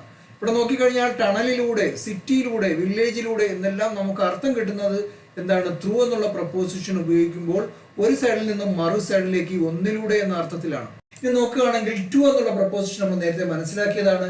എങ്ങോട്ടേക്കാണ് എന്നുള്ള അർത്ഥം കിട്ടാൻ വേണ്ടിയാണ് ടു എന്നുള്ള പ്രപ്പോസിഷൻ നമ്മൾ ഉപയോഗിക്കുന്നത്. ഇവിടെ സെന്റൻസ് നോക്കുകയാണെങ്കിൽ we are going to London, ഞങ്ങൾ ലണ്ടനിലേക്ക് പോയിക്കൊണ്ടിരിക്കുന്നു. She gave the book to me, ഇല്ലേ? എന്നിലേക്ക് ആ പുസ്തകം എന്താണ് അവൾ നൽകി തന്നു എന്നുള്ള അർത്ഥത്തിലാണ് നമ്മൾ ആ സെന്റൻസിൽ ടു എന്നുള്ള പ്രപ്പോസിഷൻ ഉപയോഗിക്കുന്നത്. He walk to the park, പാർക്കിലേക്ക് അവൻ നടന്നു എന്നുള്ളതാണ്. അപ്പൊ ഒന്നിലേക്ക് എന്നുള്ള അർത്ഥം കിട്ടാൻ വേണ്ടി നമ്മൾ ഉപയോഗിക്കുന്ന പ്രപ്പോസിഷനാണ് ടു എന്നുള്ളത്. നമ്മൾ നേരത്തെ മനസ്സിലാക്കിയതാണ്. ഇത് നോക്കാം, ടുവേർഡ് എന്നുള്ളത് ഇൻ ദ ഡയറക്ഷൻ ഓഫ്, ഒരു ഡയറക്ഷനിലേക്ക് എന്നുള്ള അർത്ഥത്തിൽ ഒരു സെന്റൻസിൽ നമ്മൾ ഉപയോഗിക്കുന്ന പ്രപ്പോസിഷനാണ് ടുവേർഡ് എന്നുള്ളത്. He ran toward the door, ആ ഡോറിന്റെ ദിശയിലേക്ക്, ആ ഡോറിലേക്ക് എന്താണ് അവൻ ഓടി എന്നുള്ളതാണ്. She move toward the window, അവിടെ വിൻഡോയ്ക്ക് നേരെ ആ ദിശയിലേക്ക് അവൾ മൂവ്മെന്റ് ചെയ്തു, അങ്ങോട്ട് നീങ്ങി എന്നുള്ള അർത്ഥത്തിലാണ് അവിടെ ടുവേർഡ് എന്നുള്ള പ്രപ്പോസിഷൻ ഉപയോഗിച്ചത്. മൂന്നാമത്തെ sentence the bus is coming toward us, ആ ബസ് ഞങ്ങളുടെ ദിശയിലേക്ക് അല്ലെങ്കിൽ ഞങ്ങൾക്ക് നേരെ വരുന്നു എന്നുള്ള അർത്ഥത്തിലാണ് അവിടെ എന്താണ് ടുവേർഡ് എന്നുള്ള പ്രപ്പോസിഷൻ ഉപയോഗിച്ചത്. ഇനി നിയർ എന്നുള്ള പ്രപ്പോസിഷൻ എന്തെങ്കിലും അടുത്തുള്ള ഒരു ഒബ്ജക്റ്റ്, ഒരു കാര്യത്തെ കാണിക്കുന്നതിന് വേണ്ടിയാണ് നമ്മൾ നിയർ എന്നുള്ള പ്രപ്പോസിഷൻ ഉപയോഗിക്കുന്നത്. ഇത് ഏകദേശം നമ്മളെ നെക്സ്റ്റ് എന്ന് പറഞ്ഞ് നമ്മൾ നേരത്തെ മനസ്സിലാക്കിയ പ്രപ്പോസിഷനുമായി വളരെ സാമ്യമുള്ളതാണ്. The park is near my house, അല്ലേ? പാർക്ക് എന്ന് പറയുന്നത് എൻ്റെ വീടിന്റെ അടുത്താണ്, അവിടെ അടുത്താണെന്നുള്ള അർത്ഥം കിട്ടാൻ ക്ലോസ് ടു സംതിങ്, അല്ലേ? അതിനു വേണ്ടിയാണ് നമ്മൾ എന്താണ് നിയർ എന്നുള്ള പ്രപ്പോസിഷൻ ഉപയോഗിക്കുന്നത്. She SAT near the window, അല്ലേ? ജനലിന്റെ അടുത്താണ് അവൾ ഇരുന്നത് എന്നുള്ള അർത്ഥത്തിലാണ് അവിടെ നിയർ എന്നുള്ള പ്രപ്പോസിഷൻ ഉപയോഗിച്ചത്. There is a bank near the supermarket, സൂപ്പർ മാർക്കറ്റിന് തൊട്ട് അടുത്തായി ഒരു ബാങ്ക് ഉണ്ട്. അത്തരത്തിൽ നമ്മൾ അടുത്തെന്ന് കാണിക്കാൻ വേണ്ടിയാണ് അവിടെ നിയർ എന്നുള്ള പ്രപ്പോസിഷൻ ഉപയോഗിച്ചത്. ഇവിടെ നമുക്ക് there is a bank next to the supermarket എന്ന് പറഞ്ഞാലും ശരിയാണ്. ആ സൂപ്പർ മാർക്കറ്റിന് അടുത്തായി ഒരു ബാങ്ക് ഉണ്ട്. നിങ്ങളുടെ ചോയ്സ് ആണ്, ഇഷ്ടമുള്ള പ്രപ്പോസിഷൻ ആ സാഹചര്യം അനുസരിച്ച് നമ്മൾ ഉപയോഗിക്കുക എന്നുള്ളതാണ് ഇതിൽ പ്രധാനം. ഇനി അണ്ടർ എന്ന് പറഞ്ഞാൽ ബിനീത്ത് സംതിങ്, എന്തെങ്കിലും അടിയിൽ എന്താണ് ഉള്ള ഒരു കാര്യത്തെ കാണിക്കാൻ വേണ്ടിയാണ് നമ്മൾ അണ്ടർ എന്നുള്ള പ്രപ്പോസിഷൻ സാധാരണ ഇംഗ്ലീഷിൽ ഉപയോഗിക്കാറുള്ളത്. നേരത്തെ നമ്മളിത് മനസ്സിലാക്കിയതാണ്. The shoes are under the bed, അല്ലേ?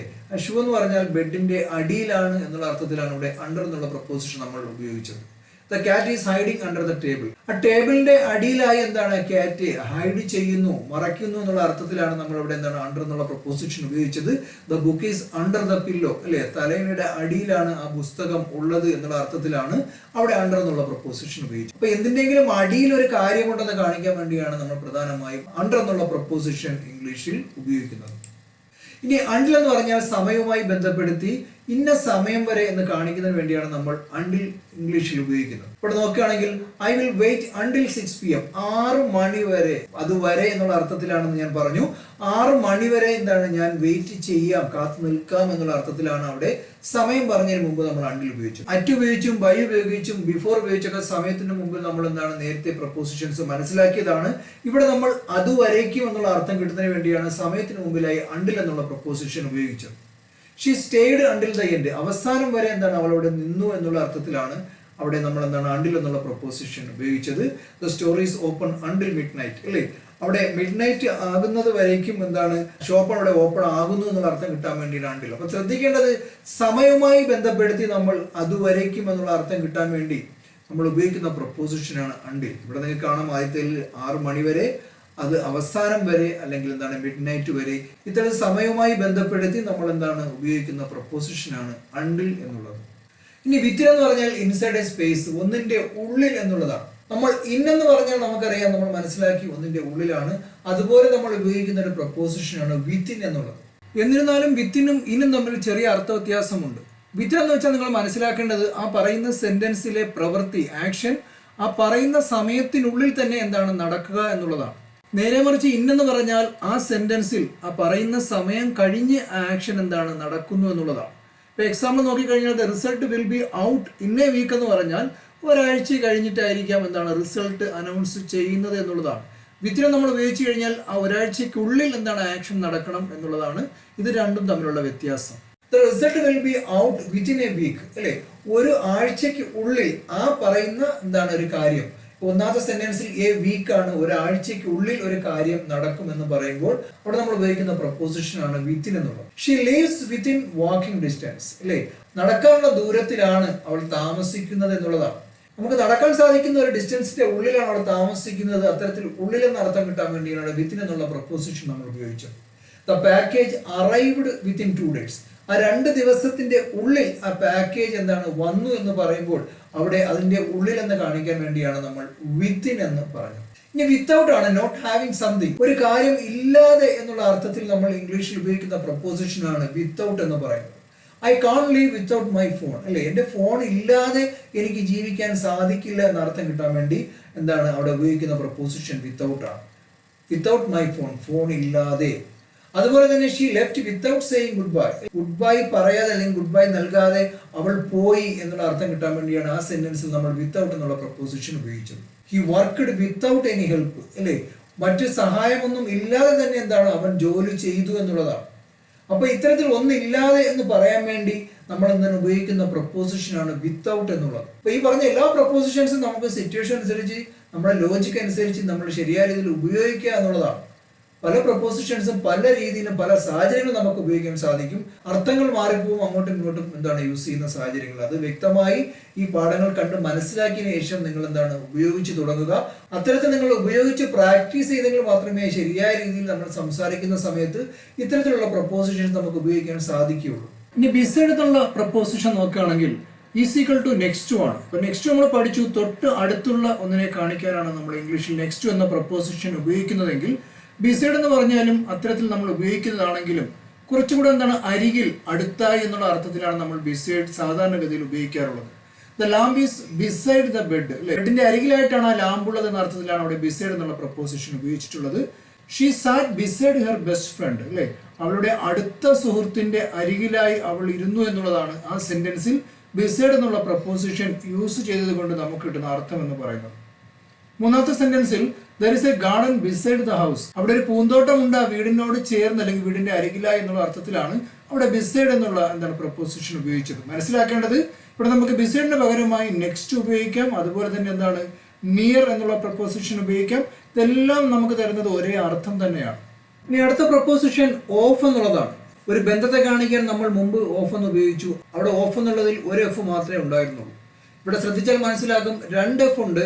അതിനർത്ഥം ഫ്രം എന്നുള്ളതാണ്. Of is equal to from. അപ്പൊ ഇവിടെ ഓഫ് നോക്കിയാൽ എവേ ഫ്രം അല്ലെങ്കിൽ മൂവ്ഡ് ഫ്രം എ സർഫേസ് അല്ലെ, ഒരു സ്ഥലത്തു നിന്നും നമ്മൾ മൂവ് ചെയ്യുമ്പോഴാണ് നമ്മൾ ഓഫ് എന്നുള്ള പ്രപ്പോസിഷൻ ഉപയോഗിക്കുന്നത്. അപ്പൊ ഫ്രമും ഓഫും തമ്മിൽ എന്താണ് വളരെയധികം സാമ്യമുള്ളതാണ്. എക്സാമ്പിൾ നോക്കുകയാണെങ്കിൽ the cat jumped of the table.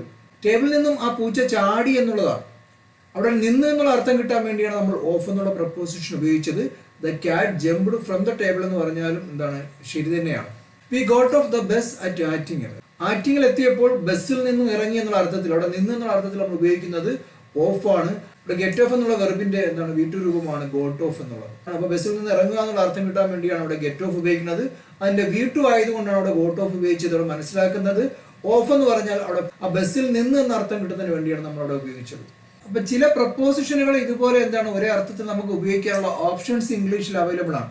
അത് യുക്തിപൂർവ്വം നിങ്ങൾ ഉപയോഗിക്കുക എന്നുള്ളതാണ് ഇതുമായി ബന്ധപ്പെട്ട് എനിക്ക് പറയാനുള്ളത്. ഇനി എഗോ എന്നുള്ള പ്രപ്പോസിഷൻ നമ്മൾ ഇംഗ്ലീഷ് ഒരുപാട് ഉപയോഗിക്കുന്ന ഒരു പ്രപ്പോസിഷനാണ്.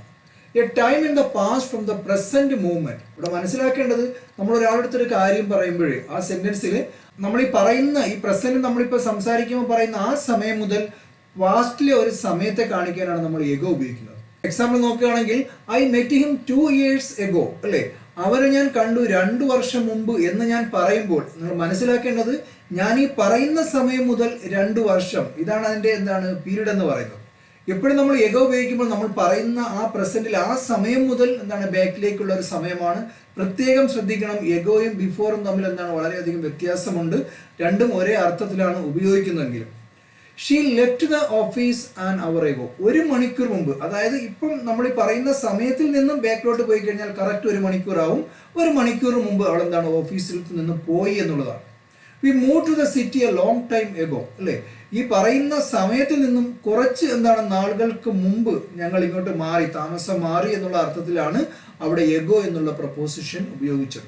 എഗോ ഉപയോഗിക്കുമ്പോൾ ശ്രദ്ധിക്കണം, നമ്മൾ ഈ പറയുന്ന സമയത്തിൽ നിന്നും ബാക്കിലേക്ക്, അത് മിനിറ്റ് ആയാലും വർഷമായാലും സമയമായാലും നിങ്ങൾ ശ്രദ്ധിക്കേണ്ടത് നമ്മൾ ഈ പറയുന്ന സമയം മുതൽ എന്താണ് ബാക്കിലേക്കാണ് നമ്മൾ പറയേണ്ടത്.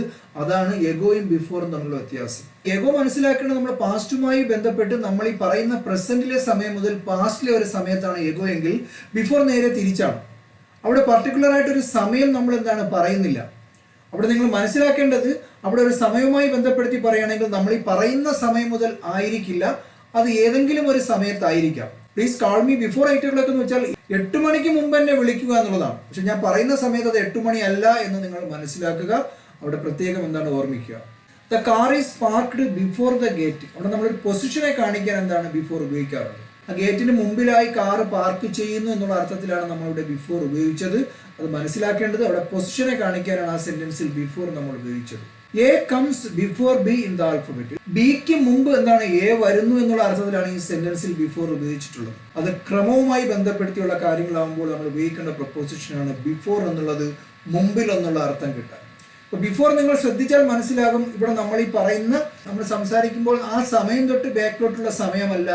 നമുക്ക് ഇതിനിടയ്ക്ക് ഏതൊരു സമയത്തെ പറ്റി പറഞ്ഞാലും മുമ്പ് എന്നുള്ള അർത്ഥം കിട്ടാൻ നമുക്ക് ബിഫോർ ഉപയോഗിക്കാം. പക്ഷെ എഗോ അങ്ങനെയല്ല. നിങ്ങൾ മനസ്സിലാക്കേണ്ടത്, നമ്മൾ സംസാരിക്കുന്ന സമയം മുതൽ ബാക്കിലോട്ട് ഒരു സമയം, അത് എന്താണ് 2 years ആയാലും 1 മണിക്കൂർ ആയാലും നമ്മൾ മനസ്സിലാക്കേണ്ടത് ആ സാഹചര്യങ്ങളാണ് നമ്മൾ എഗോ ഉപയോഗിക്കുന്നത്. ഇനി നമ്മൾ ഈ പറഞ്ഞ കാര്യങ്ങളെല്ലാം എത്രത്തോളം നിങ്ങൾക്ക് മനസ്സിലായെന്ന് അറിയുന്നതിന് വേണ്ടിയുള്ള 2 ടാസ്കുകളുണ്ട്. അതിൽ ഒന്നാമത്തെ ടാസ്ക് ആണ് ഇവിടെ കൊടുത്തിരിക്കുന്ന ഒരു ടെസ്റ്റ് യുവർ സ്കിൽ എന്നുള്ളത്. ഇവിടെ മലയാളത്തിൽ കുറച്ച് വാചകങ്ങൾ നിങ്ങൾക്ക് കാണാൻ സാധിക്കും. ഓരോ വാചകങ്ങളുമായി ബന്ധപ്പെട്ടും ഒരു പ്രപ്പോസിഷൻ ഉണ്ട്. ആ പ്രപ്പോസിഷൻ ഏതാണെന്ന് കണ്ടുപിടിച്ച് പറയുക എന്നുള്ളതാണ് നിങ്ങളുടെ ടാസ്ക്. ഇവിടെ നിങ്ങൾക്ക് കാണാം, നമുക്കിടയിൽ ആ മനുഷ്യനോട് നിങ്ങളുടെ പ്രശ്നത്തെക്കുറിച്ച് എന്നിൽ നിന്ന് എൻ്റെ മുറിക്കുള്ളിൽ നിങ്ങളുടെ കഴുത്തിനു ചുറ്റും നിങ്ങൾക്ക് വേണ്ടി ചെയ്യുന്നതിലേക്ക് എനിക്കും നിനക്കും ഇടയിൽ. അപ്പോൾ ഒന്നിന്റെ ഇടയിൽ എന്നുള്ളതും ഒന്നിനോടെന്ന് പറയുമ്പോഴും ഒന്നിനെ കുറിച്ചെന്ന് പറയുമ്പോഴും ഒന്നിനിടയിൽ എന്ന് പറയുമ്പോഴും ഏത് പ്രപ്പോസിഷൻസ് ആണ് ഉപയോഗിക്കേണ്ടത് നമ്മളിപ്പോൾ മനസ്സിലാക്കിയതാണ്. അത് നല്ലതുപോലെ മനസ്സിലാക്കിയിട്ടുണ്ടെങ്കിൽ തീർച്ചയായും നിങ്ങൾക്ക് എന്താണ് ഈ ടാസ്ക് ചെയ്യാൻ സാധിക്കും. മറ്റു ചില വാചകങ്ങൾ നോക്കാം. അവന് നേരെ അവന്റെ ഓരത്ത് ഒരു ആയുധവുമായി പാലത്തിന്റെ കുറുകെ, അതിനുശേഷം വെള്ളത്തിന്റെ ഉള്ളിലേക്ക് തുള്ളികളാൽ അതുപോലെ. മറ്റു ചില വാചകങ്ങൾ നോക്കുകയാണെങ്കിൽ അപകടത്തിന്റെ കാരണം അവസാന തുള്ളി വരെ, നിങ്ങളോടൊപ്പം നീ ഇല്ലാതെ അവനെതിരെ നിങ്ങളെക്കാൾ പോകുന്നതിന് മുമ്പ് 1978 മുതൽ അല്ലേ. ഞാൻ ഈ പറഞ്ഞ വാചകങ്ങളിൽ ഏതൊക്കെ പ്രപ്പോസിഷൻസ് ആണ് വരുന്നതെന്ന് നിങ്ങൾ എവിടെയെങ്കിലും കുറിച്ചിടുക, അല്ലെങ്കിൽ നിങ്ങൾ ഒന്ന് പറഞ്ഞു നോക്കുക. ഇതിന്റെ ഉത്തരങ്ങൾ എന്താണെന്ന് നമുക്ക് പരിശോധിക്കാം. അപ്പോൾ ഇതുമായി ബന്ധപ്പെടുത്തി ഒരു ടാസ്ക് കൂടെ നിങ്ങൾക്ക് തരും, പ്രപ്പോസിഷൻ എത്രത്തോളം നിങ്ങൾക്ക് മനസ്സിലായെന്ന് അറിയാൻ വേണ്ടി. ആ ടാസ്കിന്റെ ഉത്തരം നിങ്ങൾക്ക് ഡേ 19 കാണുവാൻ സാധിക്കുന്നതാണ്. തീർച്ചയായും ആ ടാസ്ക് നിങ്ങളൊരു പേപ്പറിൽ എഴുതി എല്ലാവരും എന്താണ് ചെയ്യാൻ ശ്രമിക്കുക. അതിന്റെ ഉത്തരങ്ങൾ നിങ്ങൾ ഡേ 19 പരിശോധിക്കുകയും ചെയ്യുക. അത്തരത്തിൽ പരിശോധിച്ച് അത് കറക്റ്റ് ആക്കിയെങ്കിൽ മാത്രമേ ഞാൻ ഈ പറഞ്ഞ പോലെ പ്രപ്പോസിഷൻസ് നന്നായി മനസ്സിലാക്കാൻ നിങ്ങൾക്ക് സാധിക്കുകയുള്ളൂ, ഇംഗ്ലീഷ് ഭാഷയിൽ അത് ഉപയോഗിക്കാനും സാധിക്കുകയുള്ളൂ. അപ്പൊ ഈ പ്രപ്പോസിഷനുകളുടെ എന്താണ് ഉത്തരങ്ങൾ നമുക്ക് പരിശോധിക്കാം. ഇവിടെ നിങ്ങളുടെ ഉത്തരങ്ങളുമായി കമ്പയർ ചെയ്ത് നോക്കുക. ഒന്നാമത്തെ നമുക്കിടയിൽ എന്ന് പറഞ്ഞാൽ നമ്മൾ ഉപയോഗിക്കുന്ന പ്രപ്പോസിഷൻസ് ബിറ്റ്വീനും ഉണ്ട് എമങ്ങും ഉണ്ട്. ഞാൻ പറഞ്ഞു രണ്ടുപേർക്ക് കൂടുതലാണ്. നമുക്കിടയിൽ എന്ന് പറഞ്ഞാൽ അവിടെ നമ്മൾ എമങ് ആണ് ഉപയോഗിക്കേണ്ടത്, എമങ് അസ് എന്നുള്ള അർത്ഥത്തിലാണ്. രണ്ടുപേരാണെങ്കിൽ രണ്ടുപേർക്കിടയിലോ രണ്ട് വസ്തുക്കൾക്കിടയിലോ ആണെങ്കിൽ നമ്മൾ എന്ത് പറയും? ബിറ്റ്വീൻ എന്ന് പറയും, ഇല്ലേ? നമ്മൾ നേരത്തെ മനസ്സിലാക്കിയതാണ്. ആ മനുഷ്യനോട് ഒന്നിനോടെന്ന് പറയുമ്പോൾ നമുക്കറിയാം അവിടെ ടു എന്ന പ്രപ്പോസിഷനാണ് ചേർക്കേണ്ടത്, ടു ദാറ്റ് മാൻ. ഇനി നിങ്ങളുടെ പ്രശ്നത്തെ കുറിച്ച് ഒന്നിനെ കുറിച്ച് എന്ന് പറയാൻ നമ്മൾ ഉപയോഗിക്കുന്നത് എബൌട്ട് എന്നുള്ളതാണ്, അല്ലേ? About your problems. അടുത്ത എന്നിൽ നിന്നെന്ന് പറയുമ്പോൾ നമ്മൾ ഉപയോഗിക്കുന്ന പ്രപ്പോസിഷൻ ഫ്രം ആണ്. ഫ്രം മീ എന്നുള്ളതാണ് എൻ്റെ ഇംഗ്ലീഷ് വാചകം എന്ന് പറയുന്നത്. ഇനി എൻ്റെ മുറിക്കുള്ളിൽ, ഒന്നിന്റെ ഉള്ളിൽ എന്ന് നമ്മൾ പറയുകയാണെങ്കിൽ നമുക്കറിയാം ഇന്നാണ് ഉപയോഗിക്കുന്നത്. എങ്ങനെ പറയും? ഇൻ മൈ റൂം എന്നാണ് പറയുന്നത്. നിങ്ങളുടെ കഴുത്തിന് ചുറ്റും, ഇപ്പൊ ചുറ്റും എന്ന് വെച്ചാൽ എറൗണ്ട് എന്നുള്ളതാണ്. നമ്മൾ എങ്ങനെ പറയും? എറൗണ്ട് യുവർ നെക്ക് എന്നുള്ളതാണ്. നിങ്ങൾക്ക് വേണ്ടി എന്ന് പറയാൻ നമ്മൾ ഉപയോഗിക്കുന്ന പ്രപ്പോസിഷൻ ഫോർ ആണ്. എങ്ങനെ പറയും? ഫോർ യു എന്നാണ് നമ്മൾ പറയുന്നത്. ഇനി ചെയ്യുന്നതിലേക്ക്, ഒന്നിലേക്ക് എന്ന് പറഞ്ഞാൽ ഞാൻ പറഞ്ഞു ടു എന്നുള്ളതാണ്. അപ്പൊ ചെയ്യുക എന്ന് വെച്ചാൽ ഡു ആണ്. നമ്മൾ എങ്ങനെ പറയും? ടു ഡു എന്നുള്ളതാണ്. എനിക്കും നിനക്കും ഇടയിൽ, ഞാൻ പറഞ്ഞു രണ്ടുപേർക്കിടയിലാണെങ്കിൽ, രണ്ടിൽ കൂടുതലാണെങ്കിൽ നമുക്ക് എമങ് ഉപയോഗിക്കാം. അപ്പൊ രണ്ടുപേർക്കിടയിൽ നമ്മൾ എന്താണ് ഉപയോഗിക്കുന്നത്? ബിറ്റ്വീൻ എന്നുള്ളതാണ്, അല്ലേ? ബിറ്റ്വീൻ യു ആൻഡ് ഐ എന്നുള്ളതാണ്. ഇനി അവന് നേരെ, ഒന്നിന് നേരെ എന്നുള്ള അർത്ഥത്തിൽ നമ്മൾ ഉപയോഗിക്കുന്ന പ്രപ്പോസിഷനാണ് അറ്റ് എന്നുള്ളത്, അല്ലേ? അപ്പൊ നമ്മൾ എങ്ങനെ പറയും? അറ്റ് ഹിം എന്ന് പറയും. ഇനി അവന്റെ ഓരത്ത് അല്ലെങ്കിൽ അവന്റെ ചാരത്ത്, അവന്റെ അരികിൽ എന്നൊക്കെ പറയുമ്പോൾ നമ്മൾ ഉപയോഗിക്കുന്നത് ബിസൈഡ് ആണ്, അല്ലേ? എങ്ങനെ പറയും? ബിസൈഡ് ഹിം എന്നാണ് നമ്മൾ പറയുന്നത്. ഇനി ഒരു ആയുധവുമായി, ഒന്നുമായി എന്ന് പറയുമ്പോൾ നമ്മൾ വിത്ത് ആണ് ഉപയോഗിക്കുന്നത്. എങ്ങനെ പറയും? വിത്ത് എ വെപ്പൺ എന്നുള്ളതാണ്. ഇനി പാലത്തിന് കുറുകെ എന്ന് പറയുമ്പോൾ നമ്മൾ മനസ്സിലാക്കിയ പ്രപ്പോസിഷനാണ് എക്രോസ് എന്നുള്ളത്. അപ്പൊ എങ്ങനെ പറയും? എക്രോസ് ദ ബ്രിഡ്ജ് എന്നുള്ളതാണ്. അതിനുശേഷം, അല്ലെ? ശേഷം എന്ന് പറഞ്ഞാൽ നമുക്കറിയാം ആഫ്റ്റർ എന്നുള്ളതാണ് പ്രപ്പോസിഷൻ. എങ്ങനെ പറയും? ആഫ്റ്റർ ദാറ്റ്, അതിനു ശേഷം. ഇനി വെള്ളത്തിനുള്ളിലേക്ക്, ഞാൻ പറഞ്ഞു ഒന്നിന്റെ ഉള്ളിലേക്ക്, നമുക്കൊരു മൂവ്മെന്റ് ആണ്. അങ്ങനെയുള്ളപ്പോൾ നമ്മൾ ഉപയോഗിക്കുന്ന പ്രപ്പോസിഷനാണ് ഇൻടു എന്നുള്ളത്. എങ്ങനെ പറയും? ഇൻടു ദ വാട്ടർ എന്നുള്ളതാണ്. തുള്ളികളാൽ, ഒന്നിനാൽ എന്ന അർത്ഥം കിട്ടാൻ നമ്മൾ ഉപയോഗിക്കുന്ന പ്രപ്പോസിഷനാണ് ബൈ എന്നുള്ളത്. നമ്മൾ എങ്ങനെ പറയും? ബൈ ദ ഡ്രോപ്സ് എന്നുള്ളതാണ്. ഇനി അതുപോലെ എന്ന് പറഞ്ഞാൽ, പോലെ എന്ന അർത്ഥം കിട്ടാൻ നമ്മൾ ഉപയോഗിക്കുന്ന പ്രപ്പോസിഷനാണ് ലൈക്ക് എന്നുള്ളത്, അല്ലേ? അപ്പൊ നമ്മൾ എങ്ങനെ പറയും? ലൈക്ക് ദാറ്റ് എന്നുള്ളതാണ്. അപകടത്തിന്റെ കാരണം, അപ്പൊ ഒന്നിന്റെ എന്നുള്ള അർത്ഥം കിട്ടാൻ നമ്മൾ ഉപയോഗിക്കുന്ന പ്രപ്പോസിഷനാണ് ഓഫ് എന്നുള്ളത്.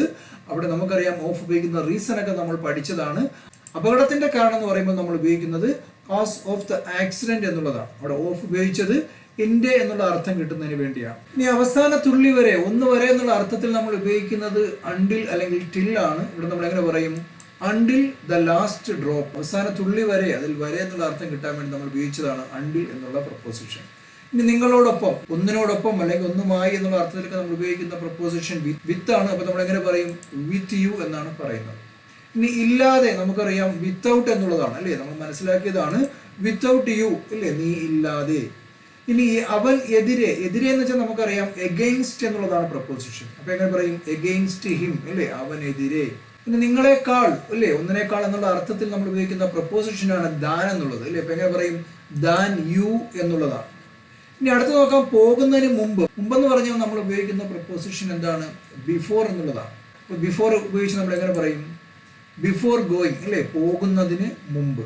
ഇനി നോക്കുന്നത് 1978 മുതൽ, ഇയറിന് മുമ്പാണെങ്കിൽ നമ്മൾ ഉപയോഗിക്കുന്നത് ഏതാണ്? സിൻസ് ആണെന്ന് നമുക്കറിയാം, അല്ലേ? എങ്ങനെ പറയും? സിൻസ് 1978. ഈ പറഞ്ഞ ഉത്തരങ്ങളിൽ നിങ്ങൾക്ക് എന്തെങ്കിലും മിസ്റ്റേക്സ് വന്നിട്ടുണ്ടെങ്കിൽ ഈ വീഡിയോ ഒന്നുകൂടെ കാണുവാനും കാര്യങ്ങൾ നന്നായി മനസ്സിലാക്കുവാനും ശ്രമിക്കുക. കാരണം ഇംഗ്ലീഷ് ഭാഷ കൈകാര്യം ചെയ്യുമ്പോൾ ഈ പ്രപ്പോസിഷൻസിന് വളരെയധികം പ്രാധാന്യമുള്ളതാണ്. ഇവിടെ കൊടുത്തിരിക്കുന്നത് പ്രപ്പോസിഷനുമായി ബന്ധപ്പെട്ടുള്ള ടാസ്ക് ആണ്. ഓരോ ചോദ്യവുമായി ബന്ധപ്പെട്ട് നിങ്ങൾക്കിടെ ഓപ്ഷൻസ് അവൈലബിൾ ആണ്. ഇതിൽ ശരിയായിട്ടുള്ള ഒരു പ്രപ്പോസിഷൻ അത് എഴുതുക. അത് എവിടെയെങ്കിലും എഴുതി വെച്ചതിന് ശേഷം അടുത്ത പാഠം ഡേ 19 നിങ്ങളുടെ ഉത്തരങ്ങളുമായി എന്താണ് താരതമ്യം ചെയ്ത് നോക്കുക. അപ്പൊ ഈ പാഠത്തിൽ ഞാൻ ഷെയർ ചെയ്ത കാര്യങ്ങൾ എല്ലാവർക്കും നല്ലതുപോലെ മനസ്സിലായെന്ന് കരുതുന്നു. ഉപകാരപ്രദമാണ് തോന്നുമെങ്കിൽ ലൈക്ക് ചെയ്യുക, കൂട്ടുകാർക്ക് ഷെയർ ചെയ്ത് കൊടുക്കുക.